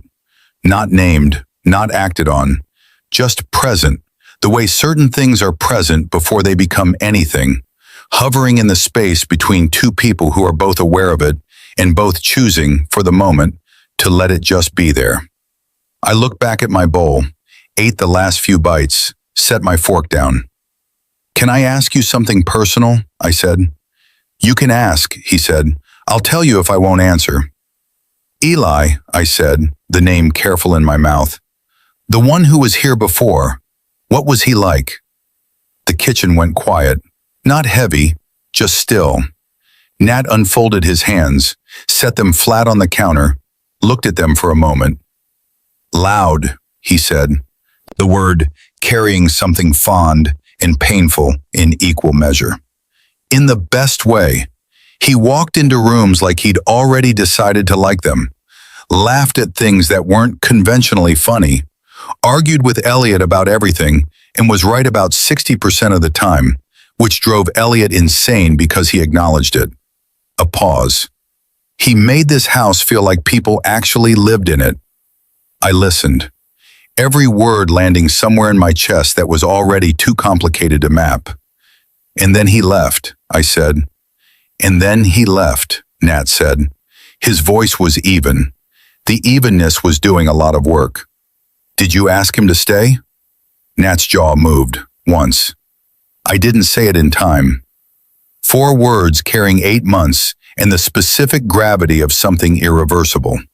I looked at him, at the breadth of him, the quiet steadiness, the man who went silent when things mattered and had gone silent at the exact wrong moment and had been sitting with that ever since. "Nat," I said, gently. He looked up. "Going quiet isn't the same as not feeling it," I said, but from where the other person is standing, it can look identical. He held my gaze. Something in his eyes shifted, deep and slow, the way something shifts when a truth you've been carrying gets named by someone else and suddenly weighs differently. I know, he said. So maybe, I said, when something matters to you going forward, you could try the words before the quiet. A long pause. Are you giving me relationship advice? He said, very carefully. I'm giving you life advice, I said. Broad category. Applies to many situations. His mouth curved, full and unhurried, the smile arriving like something that hadn't been out in a while and was being cautious about the light. It was a good smile, the kind that rearranged the face around it, softening the solid set of him into something younger and less guarded. I looked at my empty bowl. We were in significant trouble. The kitchen door swung open and Jasper walked through it with the momentum of a man who had been told there was food and had taken the news personally. He stopped when he saw us, read the room, his coast-warm eyes moving between me and Nat with the alert, entertained attention of someone who had walked into the middle of something and was assessing its temperature. Pasta? He said. There's a pot on the stove, Nat said, fully composed, as if the last 5 minutes had been a weather report. Jasper served himself with the easy familiarity of someone who had eaten in this kitchen 1,000 times, took the third stool at the island's end, looked at me. You survived the house tour, he said. It's a nice house, I said. Interesting history. Jasper's eyes did a quick, readable thing, a flicker. Then he looked at Nat. Something passed between them, fast and private, the shorthand of people who had lived alongside each other long enough to have a second language. Nat said nothing. Jasper looked back at his pasta. The kitchen settled back into warmth, the three of us around the island, food and the smell of garlic, and 3 different alpha scents layering together into something that was collectively doing catastrophic things to my ability to maintain emotional distance. I was not built for this. I was a former grad student who had wanted a quiet life. I had a cactus in my old apartment. One cactus, specifically because it needed nothing from me. That had been my entire relationship with living things until approximately this morning. The back door opened. The cold from outside came through in a brief, sharp wave, and with it, Caden. He stepped in, jacket on, cheeks slightly colored from the outdoor cold, keys still in his hand. He took in the kitchen, the 3 of us at the island, the pot on the stove, in one practice sweep. His eyes landed on me last. They stayed there. Lunch, Jasper said helpfully. I can see that, Caden said. He set his keys on the counter by the door, moved to the stove, served himself with the efficient, unself-conscious ease of a man in his own house, which technically he was, and brought his bowl to the island. There was no 4th stool. He stood at the counter's end, close enough to be at the table without sitting, which felt very characteristic of him. He ate. I finished my water. Jasper told a story about the linens that involved a housekeeping miscommunication, and was actually funny enough that Nat made that muffled laugh sound into his bowl again. And then Caden said, without looking up from his food, "You didn't take the suppressants." The kitchen went quiet, not accusatory, not a question, just a statement, landed clean and flat, with the careful neutrality of a man choosing his tone very deliberately. I looked at him. No. Elliot will want an explanation.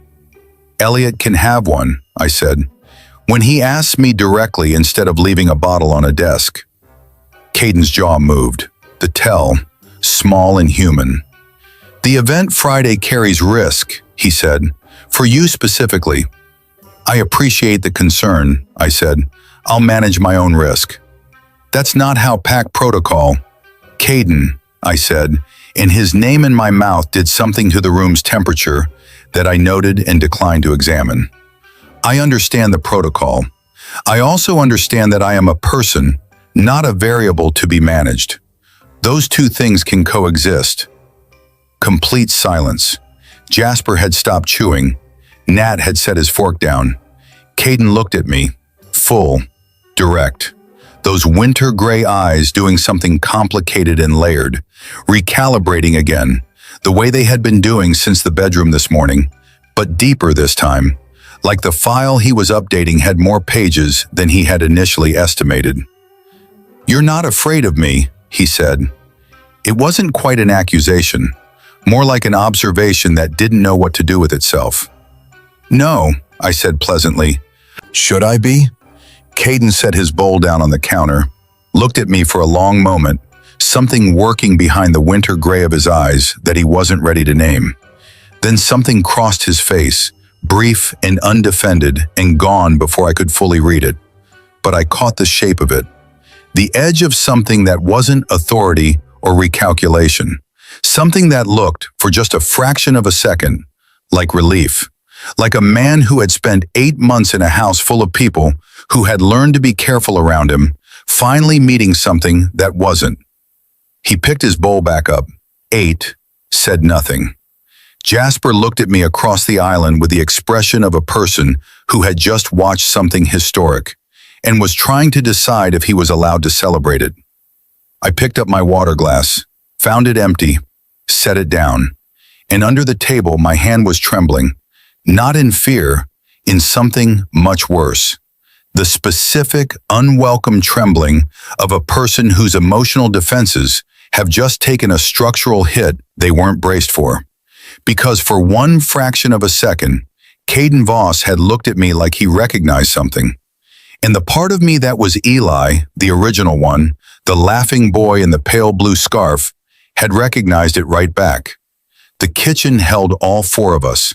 The warmth from the stove, the smell of garlic in winter cold, and 4 distinct scents layering in the air like a cord still being held. I kept my face easy, my posture calm. My voice, when Jasper said something and I replied to it, light and steady and completely composed.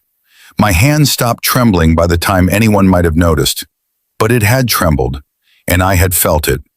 And that, I understood with the quiet certainty of something I could not touch my way out of, was the beginning of a very significant problem. I needed to think.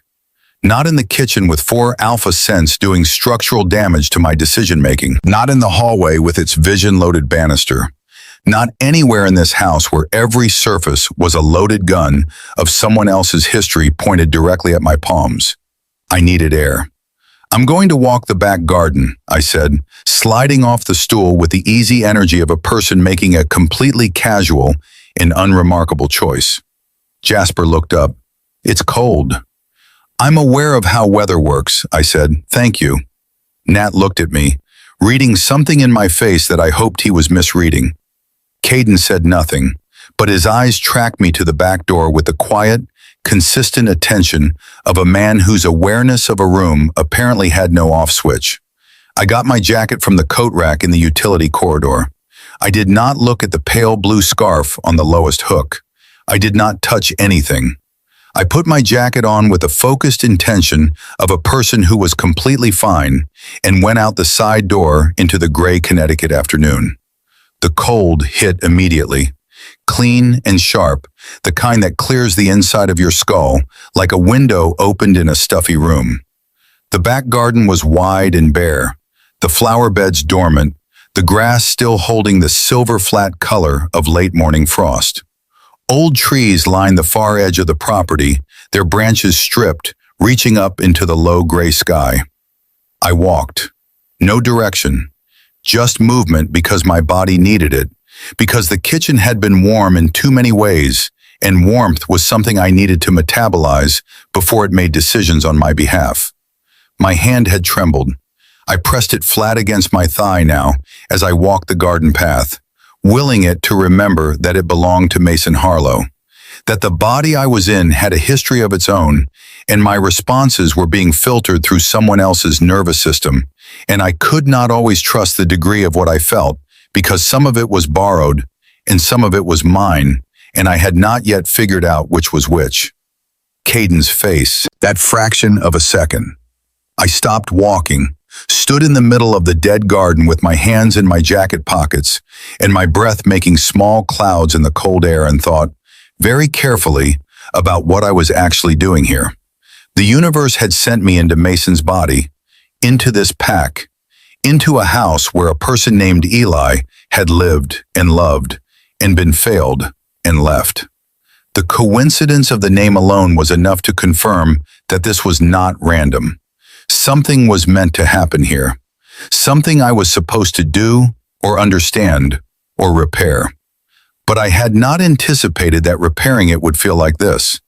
Like standing in a cold garden with a chest full of feelings that were moving too fast to categorize, some of them Mason's, some of them mine, and all of them pointing in the same dangerous direction.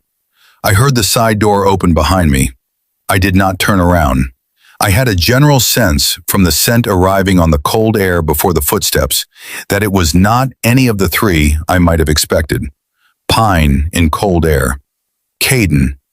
He came to stand beside me. Not close, the appropriate distance of someone respecting space while still choosing to occupy the same square of outdoor air. He had his jacket on, his hands in his pockets, his breath making its own small clouds in the cold beside mine. We stood in the bare garden in silence for a moment. I waited. "You've been here almost a full day," he said. "I have a good internal clock," I said. "You're different," he said.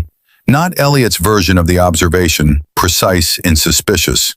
Something else in it, something that cost him more to say. "You're the fourth person to tell me that today," I said. "I'm starting to think same was the problem." Caden turned his head, looking at me from the side. I felt it the way you feel being watched by something very still. "Eli used to do that," he said. My whole body went very quiet. "Do what?" I said. "Redirect," he said. "Answer the thing underneath the question instead of the question itself."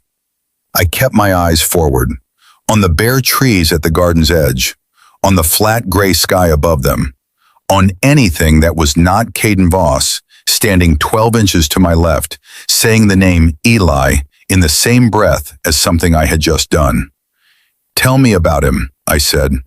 The silence that followed was long enough that I thought he wasn't going to.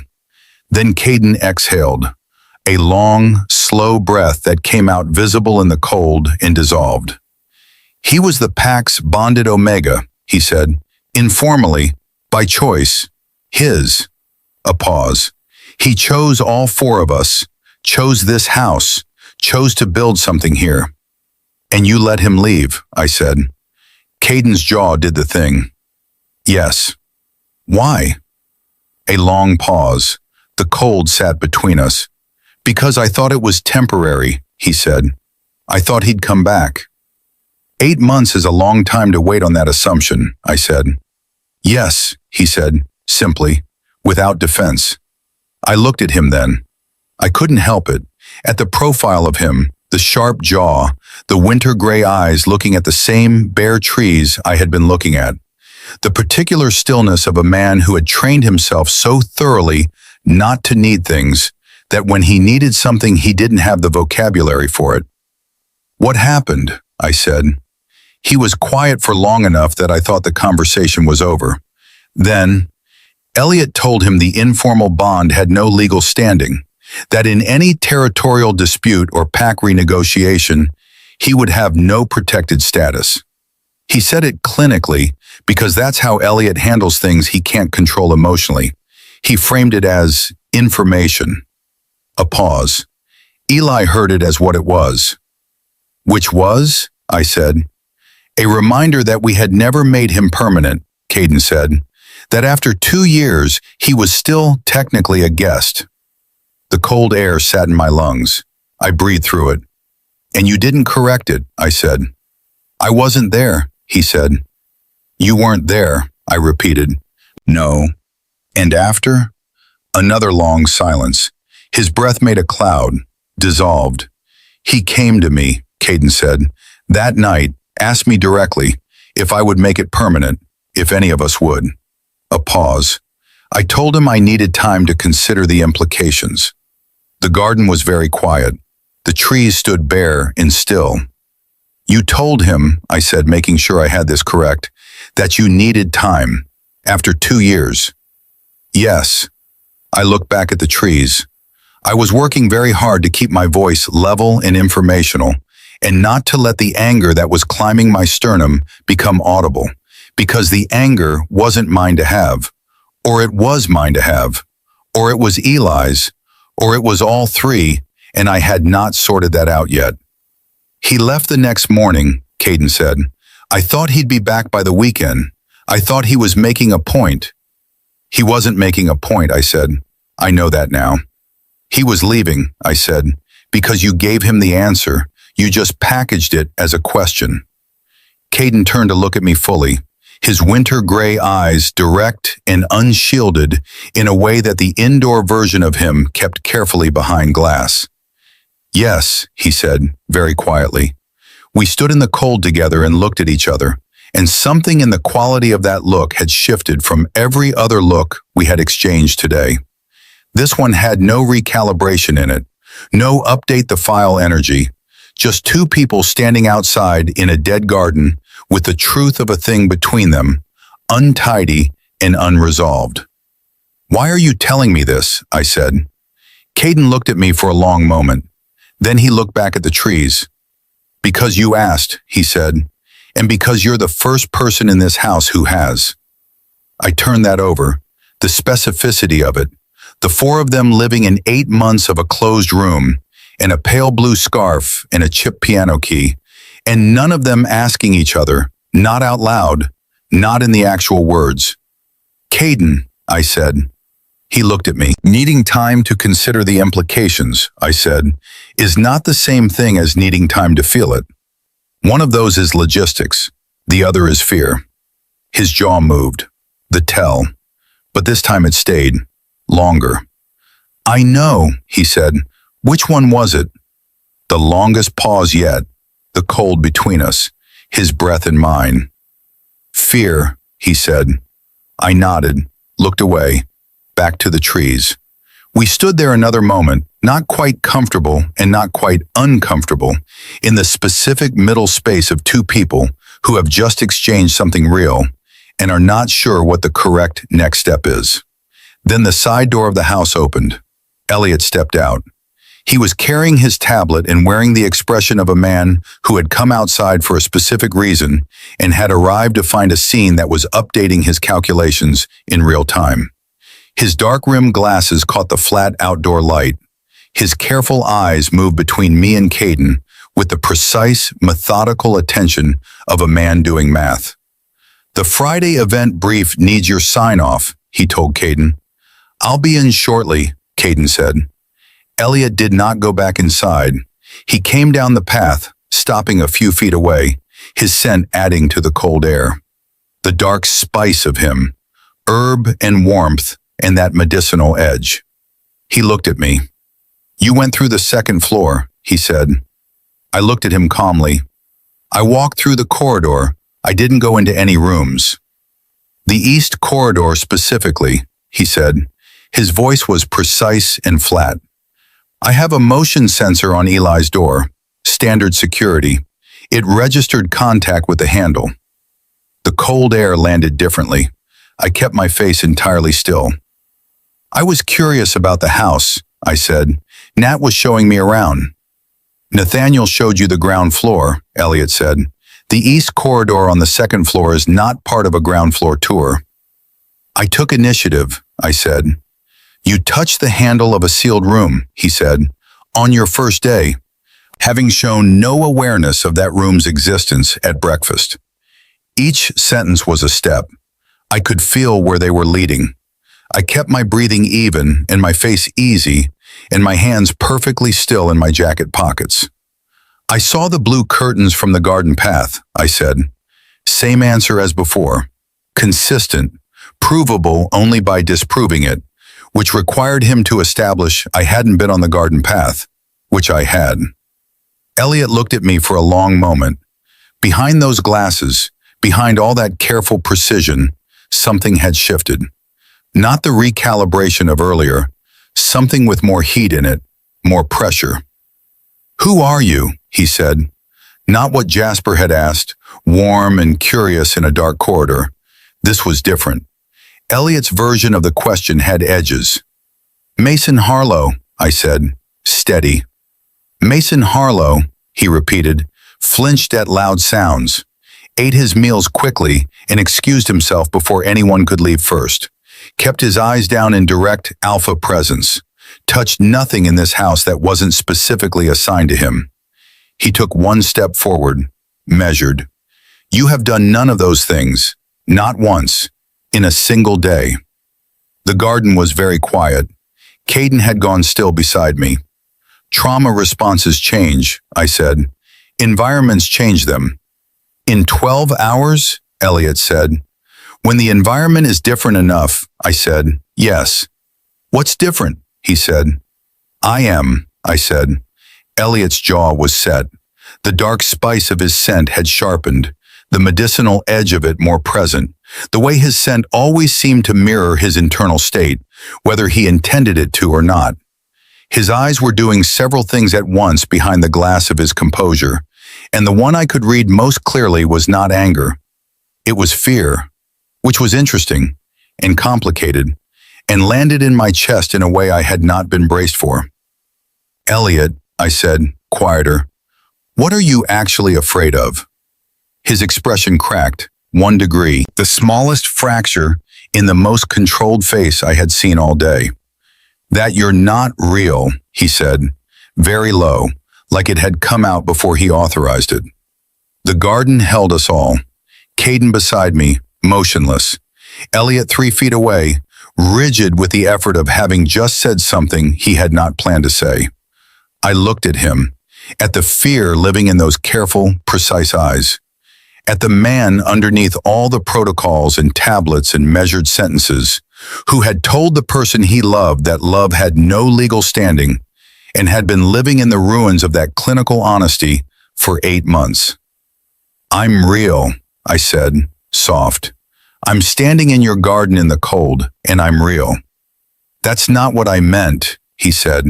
His voice was raw under the precision. "I meant—" He stopped, pressed his lips together. "You meant you're afraid of caring about someone in this house again," I said, "and finding out it was a mistake again." Elliot went completely still. Caden made a sound beside me, barely audible, like a breath that had caught. And then Elliot did something I had not predicted. He stepped forward, closed the distance between us in 2 measured strides, took my face in both hands and kissed me. Not soft, not tentative. The kiss of a man who had been holding something at arm's length for 8 months and had just lost his grip on it. His hands were warm against my cold face, his mouth certain and desperate in equal measure, his scent wrapping around me like something that had been waiting to exhale. I was so startled I didn't move for a full second. Then I put both hands on his chest and pushed back, gently but clearly. He stepped away, his hands dropped.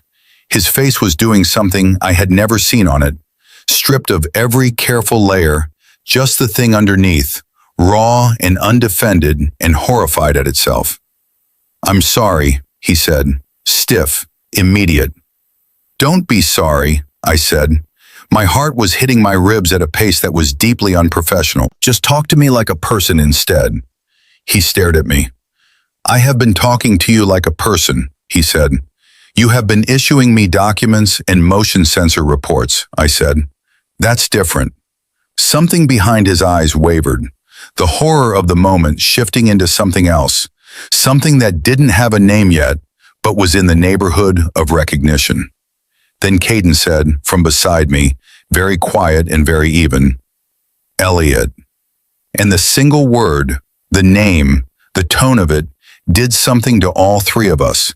Because Caden said it the way you say something when the thing you're watching is something you recognize, something that has happened before, in this garden, in this pack, with someone else standing where I was standing. Elliot turned to look at him. Their eyes met across the cold air.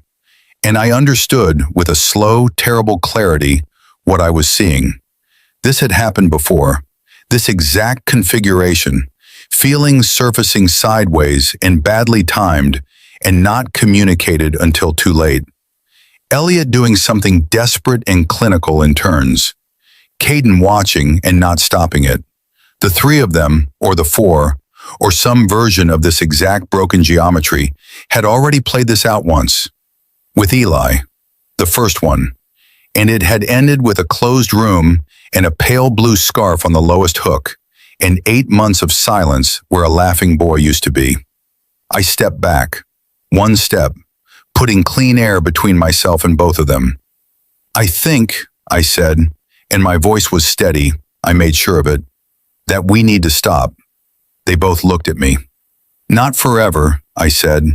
Not this conversation. I mean the part where we do the same thing in the same order and expect it to end differently. Elliot's jaw was set. Caden's eyes were doing the complicated thing. Eli told you he needed to be permanent, I said, looking at Caden, and you needed time.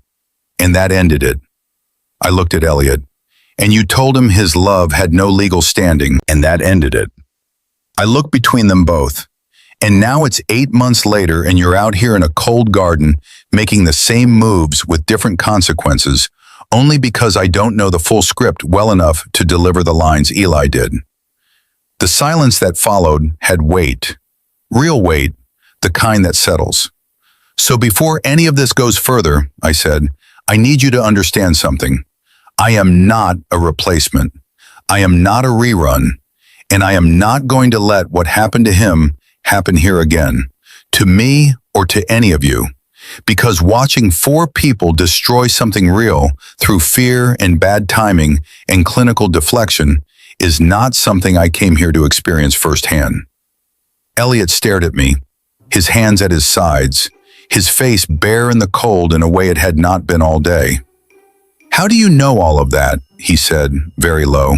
About Eli, about what happened. You arrived this morning. The question hung in the cold air like visible breath. I had no answer that was both true and safe. I opened my mouth, and that was when Jasper appeared in the side doorway, his face carrying an expression I had not seen on him yet. None of the easy charm, none of the entertained attention, just something pale and serious and pointing directly at me. Don't forget to like, subscribe, and also check our store for more varieties. We've got something special waiting for you. Mason, your room. Someone's been in it.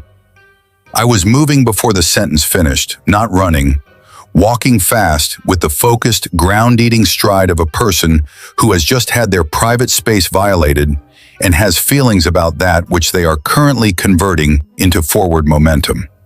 Jasper stepped aside as I came through the side door, fell into step behind me, and I heard Caden and Elliot follow without discussion, the 4 of us moving through the utility corridor and into the main house with the unified energy of people who had just agreed on something without saying it. Nat appeared at the kitchen doorway as we passed. One look at my face, and he set down the dish he was holding and joined us. All 5 then, up the stairs, down the main corridor, to the room that had been Mason's for however many quiet, overlooked months before I arrived in it this morning in his body, with my soul and my psychometry and my deeply insufficient plan. The door was open. I had closed it before going to breakfast. I was certain of that. I had pulled it shut with the click I remembered, because I had stood in the corridor for a moment after, getting my bearings, and the closed door had been the last thing I registered before heading to the stairs. It was open now. Not wide, ajar in the way doors are when someone has left in a hurry and didn't pull it fully behind them. I pushed it the rest of the way and went in. The room looked almost the same. Almost.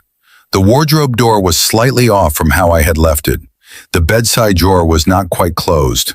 Small things, the kind that most people wouldn't clock, but I had spent the morning developing an extremely acute relationship with the details of this space, and the differences registered immediately. Someone had searched the room. Carefully, professionally even, but not carefully enough. I stood in the center of the room and did a slow, full rotation, cataloging without touching. The window, the sitting area, the wardrobe, the bedside table. "What's missing?" Caden said from the doorway. He had his Pack Alpha voice on, which was a different register from his regular voice, lower and more precise, all the space taken out of it. "Nothing visible," I said, "but something was looked for." "You can tell?" Jasper said. "I can tell," I said. Elliot moved past me into the room, his tablet out, pulling up something I couldn't see the screen of. His composure was fully back on, the garden version of him sealed away, but the dark spice of his scent was still slightly off from its usual precision, sitting sharper, the way emotion sits in scent when a person is managing it rather than feeling it. "The estate security logs room entry," he said. "The internal doors run on the same system as the exterior. There's a record." "Pull it," Caden said. Elliot's fingers moved on the tablet. I crossed to the window while he worked, looked out at the back garden. The path I'd been standing on not 5 minutes ago was visible from here. The spot where Caden and I had stood, where Elliot had kissed me and I had pushed him back, where I had said the things I had said about Eli and broken geometry and not being a rerun. I pressed 2 fingers to the window frame. Nothing. The wood was too recently painted, too new. I turned back to the room. "The log shows the door opened 40 minutes ago," Elliot said. "Internal code, Pack registered access." The room went quiet. Pack registered, which meant not an intruder, not someone who had come in from outside, someone with authorized entry to this estate, to this floor, to this specific room. "Who has room access at that level?" Nat said, from the doorway, his voice level and quiet. "All primary Pack members," Elliot said. A pause. "And 2 registered external contacts.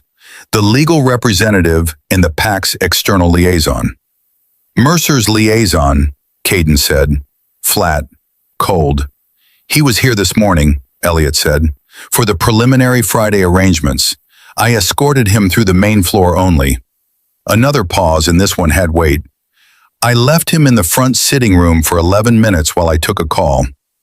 11 minutes. Long enough for someone who knew what they were doing to move through a house quickly and quietly, use a copied access code, and search a room. "What would Mercer want from Mason's room?" Jasper said. Nobody answered for a moment. I turned away from the window. "Not from Mason's room," I said. "From Eli's." Every head in the room turned toward me. "Eli's room is closed and sealed," Elliot said carefully. "Yes," I said, with a motion sensor on the door that logs contact, which means anyone looking for something that used to belong to Eli, or something Eli left behind, would search the next closest space. I looked around the room directly below his, the one occupied by the Omega who arrived 8 months after he left. Silence. "What was Eli involved in?" I said. The 4 of them exchanged a look. The fast, private, second language look. The kind that happened when a question had landed on something they had all agreed not to say. I waited. "Eli had information," Caden said finally, "about Mercer, about territory negotiations that Mercer had conducted with altered documentation. He had found it by accident and had copied it before he fully understood what he was holding. And when he left," I said, "he took it with him." "We didn't know that at the time," Elliot said. "We thought it was still in the house, in his room." "Which is why the room is sealed," I said. "Not grief, security." Another silence, longer. "Both," Nat said, quiet and honest and looking directly at me. "It was both." I looked at him.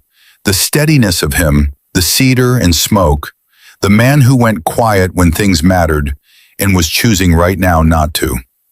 "Mercer has been pushing on Voss territory for 3 quarters, I said. "Caden keeps refusing, and Mercer thinks there's documentation in this house that could expose him.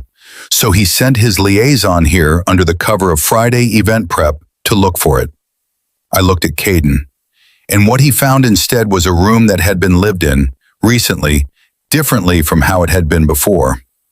Caden's eyes sharpened. "Meaning he knows someone is using it." meaning he might now wonder whether whoever is using it has what he's looking for, I said.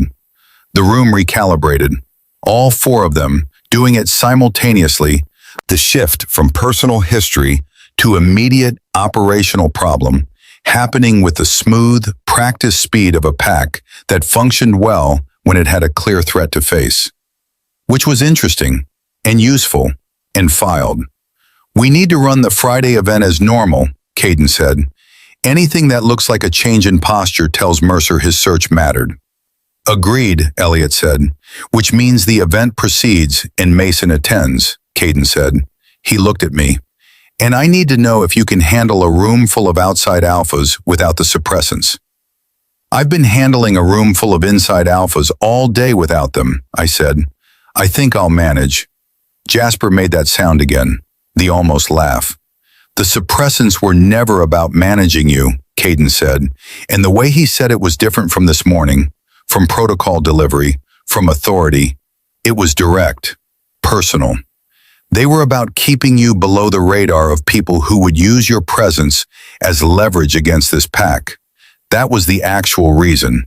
The way it was communicated was wrong. He looked at Elliot when he said that last part. Elliot looked at his tablet. The communication was clinically accurate. The communication was cold, Caden said. There's a difference. Elliot's jaw moved, a concession that had the shape of one even without the words. I watched them, the two of them navigating something in front of me that they normally navigated in private probably, the specific friction of two people who cared about the same things and expressed them in completely incompatible languages. Thank you, I said, to Caden, for explaining it properly. He nodded, once. The winter gray eyes doing something that had less glass in it than this morning. Nat stepped fully into the room. He looked around it with the same methodical care Elliot had used, but with a different quality of attention, the kind that was looking at the space itself rather than the security breach. We should have given you a better room, he said. I looked at him. I like this room. It's impersonal, he said. Nobody put anything into it. I know, I said. I'm putting things into it now. He looked at me. The cedar scent of him steady and present in the room's cool air. Something in his face that was not quite a smile, but was in the warmth of that territory. Jasper had moved to the window. He was looking out at the garden with his arms loosely crossed, the coastal warmth of him slightly muted, something more serious running underneath the surface. If Mercer's liaison was in here, Jasper said, Mercer already thinks something changed. He'll come to Friday looking for confirmation. Then we don't give him any, Caden said.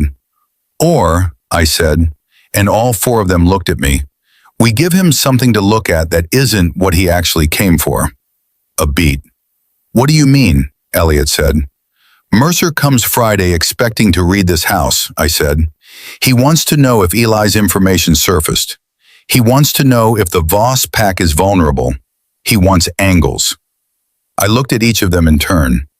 So we give him an angle.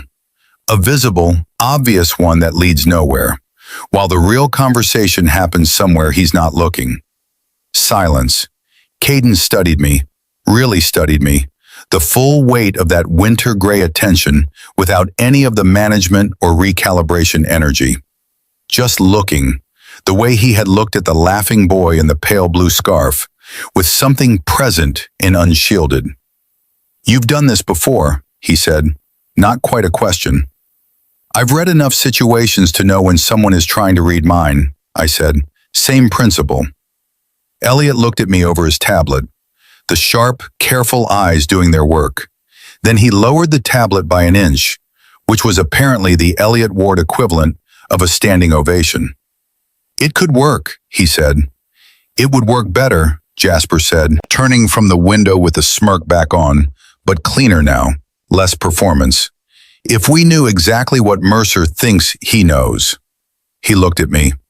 Which means before Friday we need to understand what his liaison found in this room and what he reported back. I can work with that, I said. How? Nat said. I thought about the wardrobe, slightly off. The bedside drawer, not quite closed. The objects inside them, handled by someone with a purpose, carrying that purpose now in the residue of their touch. "Give me an hour," I said, "and give me the room." They looked at each other. That second language exchange, fast and private. Then Caden looked at me. 1 hour. He moved toward the door. Nat followed. Jasper pushed off the window with one last look at me, something in it that was asking a question he had decided to hold until later, and followed. Elliot was last. He stopped in the doorway, his back straight, his face composed, his scent still carrying that slightly off sharpness. "What I did in the garden," he said without turning, "was not professional." "No," I agreed. "It won't happen again." "I know," I said. A pause. "Elliot," I said. He turned his head slightly, not fully, just enough. "It's not that it happened," I said. "It's what it cost you to let it. That part I understand." I held his gaze on the angle. "You're allowed to feel things, even if they're inconvenient and badly timed, and frighten you." His throat moved. Once. "Noted," he said in the most clipped, over-controlled voice possible, and walked out. I listened to his footsteps go down the corridor, even and measured and doing an enormous amount of work to sound like nothing had just happened. Then I was alone. I stood in the center of the room, in the afternoon quiet, in Mason's borrowed space, which was also apparently a security asset and a grief repository and the site of an enemy search, because this life had committed entirely to not being simple. I rolled my shoulders, stretched my hands. Then I started with the bedside drawer. I opened it and placed both palms flat on the interior surface, and the visions arrived in a layered rush, quick and dense. Mercer's liaison, his hands efficient and practiced, rifling through the drawer's contents with the unhurried certainty of someone who knows how to search without leaving obvious traces. His purpose was clear in the residue of it, sharp and directional. He had been looking for something specific, documents, a drive, something physical that Eli might have left. He had not found it, but in the last flash of the vision, before he closed the drawer, he had paused over something at the bottom, something he'd replaced carefully, almost more carefully than he'd found it. I looked down into the drawer. At the very bottom, under Mason's spare journal, was an envelope, plain, unsealed, slightly worn at the corners. I picked it up without touching the sides, holding it by the very base. I turned it over. Written on the front in handwriting that was not Mason's, quick and bright and immediately familiar from every vision I had absorbed in this house today, was a single name. Not Mason, not any of the 4 alphas. My name, Eli. I stared at it. The handwriting was mine.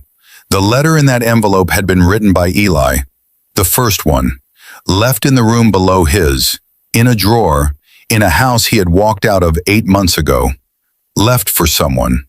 Left, I understood with the slow and certain weight of everything this day had been building toward, for me. Left for me. I sat down on the edge of the bed, slowly, the envelope in my hands, held at the base, not touching the sides, because I needed 1 full minute of being a person who had not yet read it before I became a person who had. The handwriting on the front was mine, quick and bright and slightly slanted to the right the way my handwriting always slanted when I was writing fast, when my thoughts were moving ahead of my hand and the pen was doing its best to keep up. Eli. 1 word, my name, written by my hand in a life I had not yet lived when I arrived here this morning. I turned the envelope over, unsealed, the flap just tucked in, not glued, like it had been left open deliberately, like whoever wrote it had wanted it to be easy to open, like they had thought about the person who would find it and tried to make the moment as gentle as possible. I pulled the letter out. 1 page, both sides. The same quick, bright handwriting, slightly more careful than the name on the front, like the writer had slowed down on purpose. I read it. If you found this, then it worked. which means I owe the universe an enormous apology for every time I called it unsubtle. I don't have a lot of time to write this, so I'll be efficient. Which is funny because efficiency was always Elliot's thing, and I spent 2 years arguing with him about it. Tell him I said he was right. About 60% of the time, he'll know what that means. Here's what you need to know. The documentation on Mercer is real. I made 2 copies. One I took with me, one I left in the music room, inside the piano bench, in a false bottom that Nat built 3 winters ago for what he called important things. He'll know how to open it. I couldn't stay. You know why? Because you were there. Because you are me. And you already know what it felt like to stand in that garden and hear Caden say he needed time. I'm not angry at them anymore. I want you to know that. I was, for a while. But anger at people you love is just love with nowhere to go. And I had to find it a better direction. The thing I couldn't do, you can. Not because you're better, because you're later. Because they've had 8 months to sit in what they did, and they're different now, even if they don't know it yet. Watch Caden's face when he forgets to manage it. Watch Nat try to be quiet and fail. Watch Jasper laugh at something real instead of something performed. Watch Elliot almost say the true thing and then pull it back and then say it anyway because he can't help it. They are so close. They were always so close. I just ran out of time before they got there. You don't have to love them. I'm not writing this to tell you who to feel things for. But if you do, if you already do, even a little, even in the inconvenient way that makes your hands shake when you don't give it permission, then stay.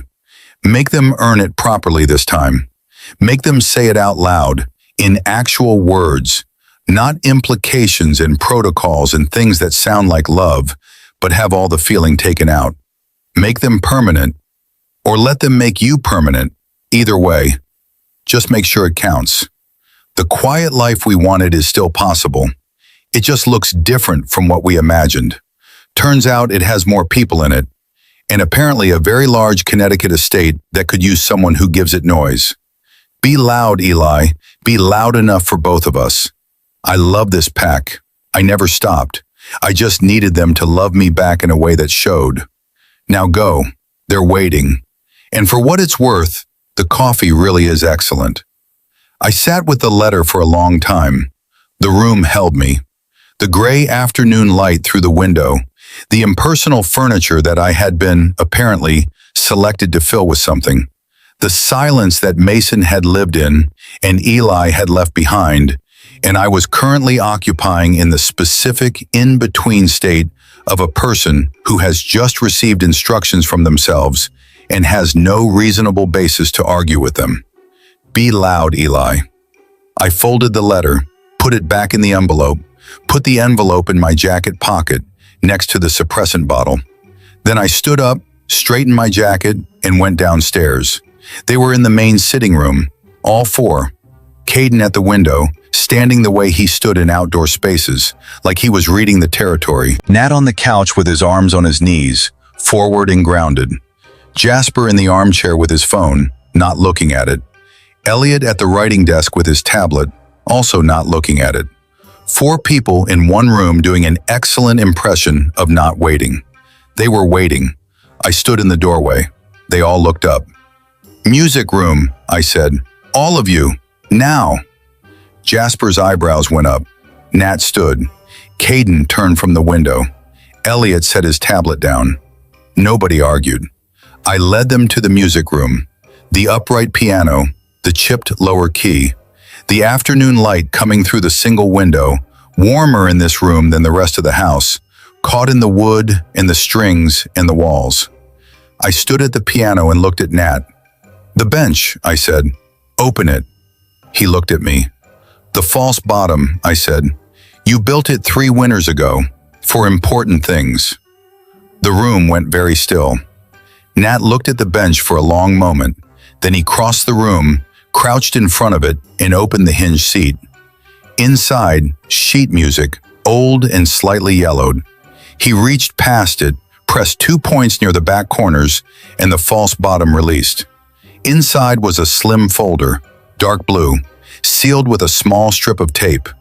He lifted it out, looked at it, then looked at me with eyes that had moved somewhere I couldn't fully read, deep and slow and full. "How did you know?" he said. "He told me," I said. And before any of them could ask who, I said, "Eli. He left a letter in the bedside drawer, addressed to me." Complete silence, 4 faces, 4 entirely different expressions sitting on the same species of shock. "He knew," Caden said, very quiet. "He knew someone would come." "He knew he would come," I said. "He just didn't know what form it would take." Jasper was staring at me. All the easy performance gone, just the real person underneath it, stunned and open-faced and doing nothing to hide it.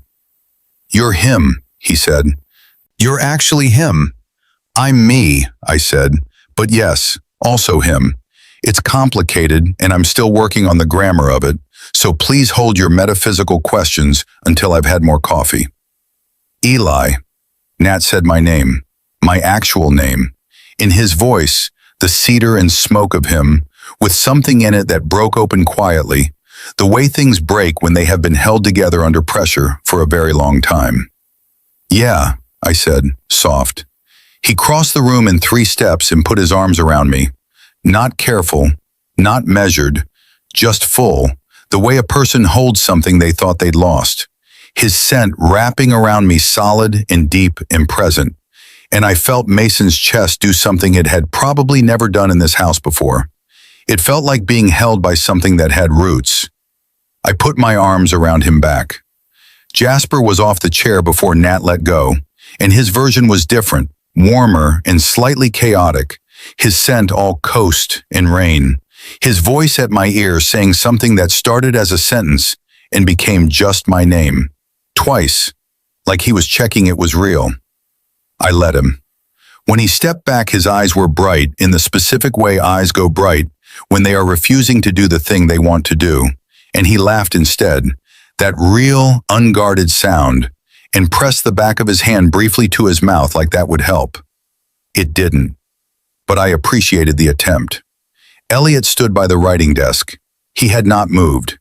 He was watching me with those careful, precise eyes that were currently doing the least careful, least precise thing I had seen them do all day, which was just feel something, plainly, without any management of it.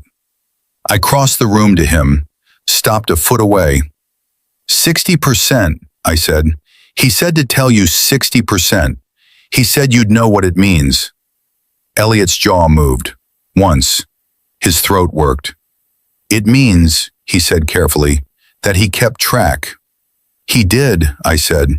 He kept track of everything, even the things that hurt. Elliot looked at me.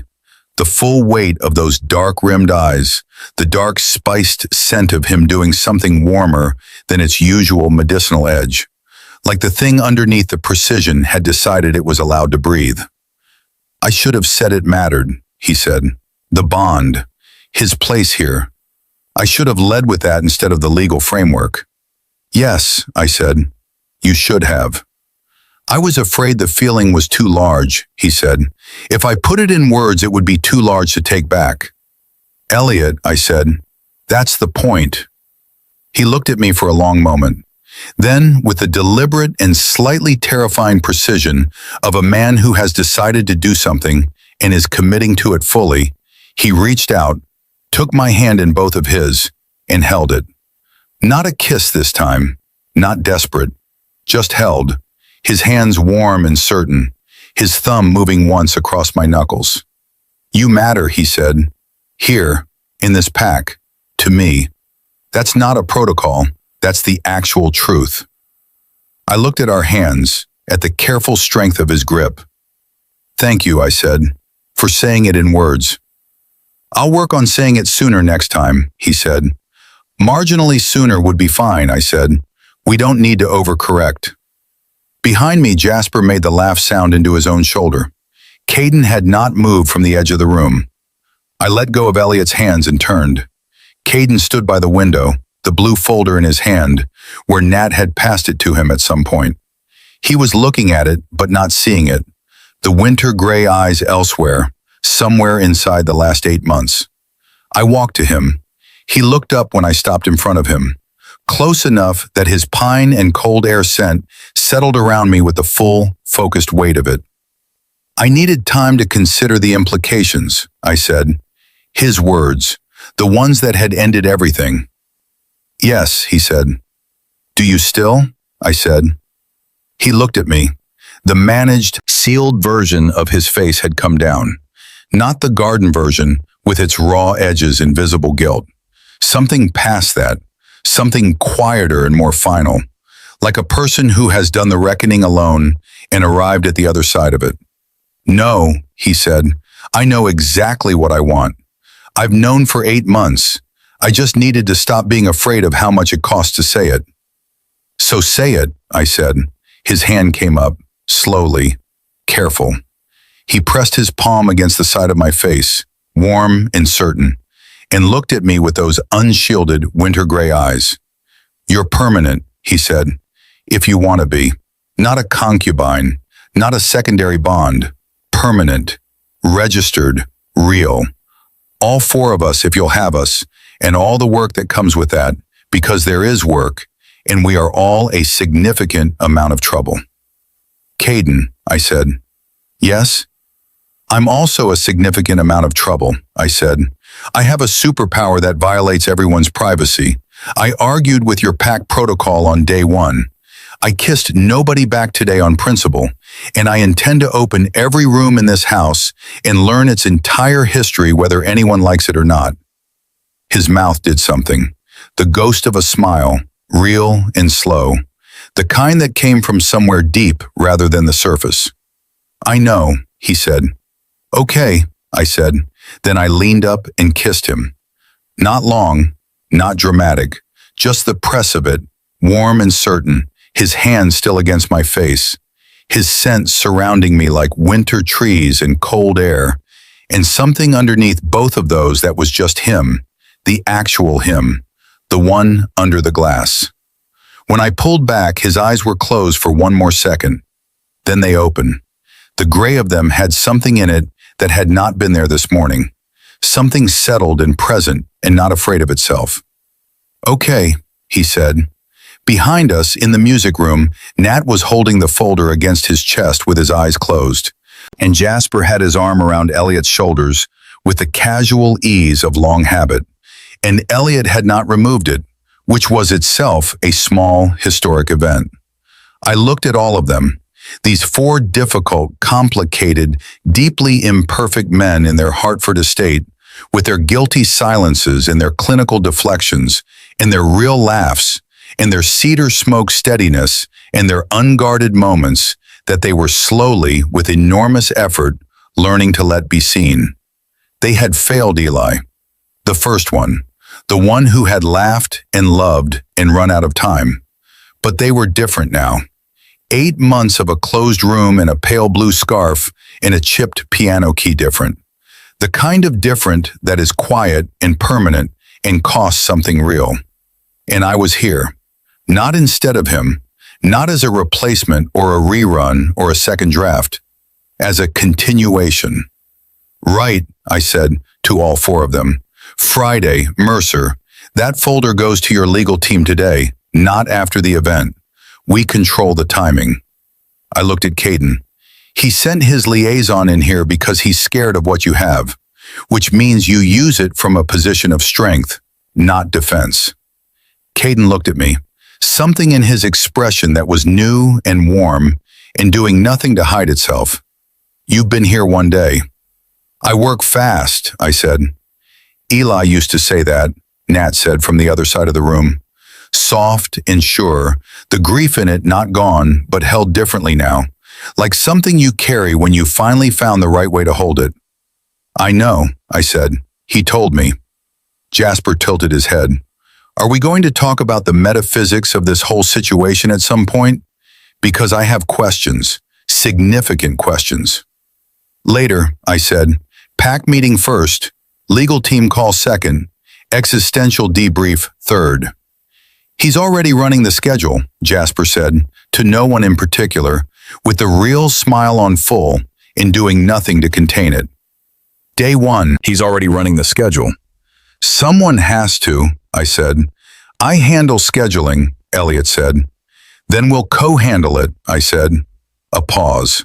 Fine, Elliot said, in the tone of a man who was going to spend a significant amount of time pretending this arrangement was professionally inconvenient, while privately finding it the opposite. I could work with that. The music room held all 5 of us. The afternoon light through the single window, warm and gray and steady. The upright piano with its chipped lower key. The folder in Caden's hands. The letter in my pocket.